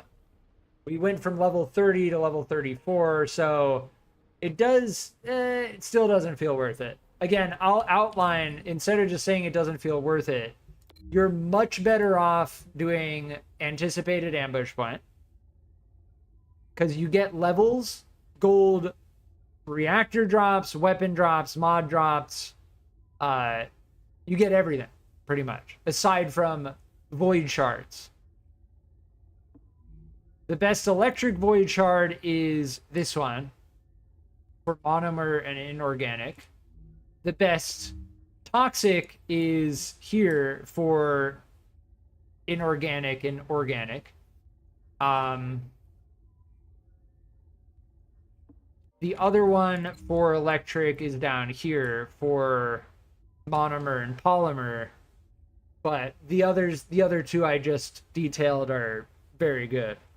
This one's okay. And then, so Fortress Command Relay. Here you go. This mission in Frozen Valley is very, very good. You also get polyatomic here. This just has a very good spawn rate. You're constantly eliminating enemies. And then the other one is Fortress Outskirts here in Shipment Base, which is right next to the Void Fragment mission. Unfortunately, with this, a lot of the times when you'll join a public, you won't find people doing this mission. You'll find people doing this Void Fragment. So, but soloing this is not too bad. Like, it's pretty fun. The spawn rate is like very high, and you get a decent amount of gold, Kuiper shards, weapon drops, reactor drops, XP, and so on and so forth. That's, yeah, after that 20-minute mission, no external components, no reactors, no weapons. We did get before we got a high value mark for arrest. 1 million gold. 1 million gold. Bam. There you go. And here's the 100,000 for the mark for arrest. They upped those by 10x. Significant. 1 million gold is a significant amount of gold. And just to be clear as to where I got that, before I got disconnected, I got that high value mark for arrest for 1 million gold at the Hagios neutralized void experiment. So confirmed, you can get the high value mark for arrest from this, which, if you actually get it, greatly increases the gold drop rate. If you get it. I don't know what the percent drop chance is, but we did just get that, and that was newly added to the game very recently. They increased that mark for arrest gold drop rate, the amount of gold you get from them, by 10x. So that's good. That's good. But yes, I've been streaming for over 3 hours. I'm at 3 hours and 45 minutes. I'm gonna be keeping my my streams for the first Descendant a little bit shorter, as far as like we're deep into the late game and we are halfway through the season. We're grinding for the energy activators. We still need more heat plasma battery. We're grinding for ultimate Gley. We're maxing out our bunny build, our Valby build. And I'm looking forward to seeing what they do with the update in about 4 days. They're gonna add ultimate Valby, and hopefully they'll add a big content patch, fix some more issues and whatnot. But yes, I'm gonna leave it here. Later today, I am planning on streaming No Man's Sky for the first time. No Man's Sky just recently received a giant update and is 60% off on Steam for $24. So it did feel like the correct time to finally pick it up after 8 years. I remember the release of No Man's Sky was pretty shaky. So we'll see. Yeah, I'll be on in the future. If you've been enjoying my live streams, please consider liking and subscribing, and I will be on in the future. Thanks.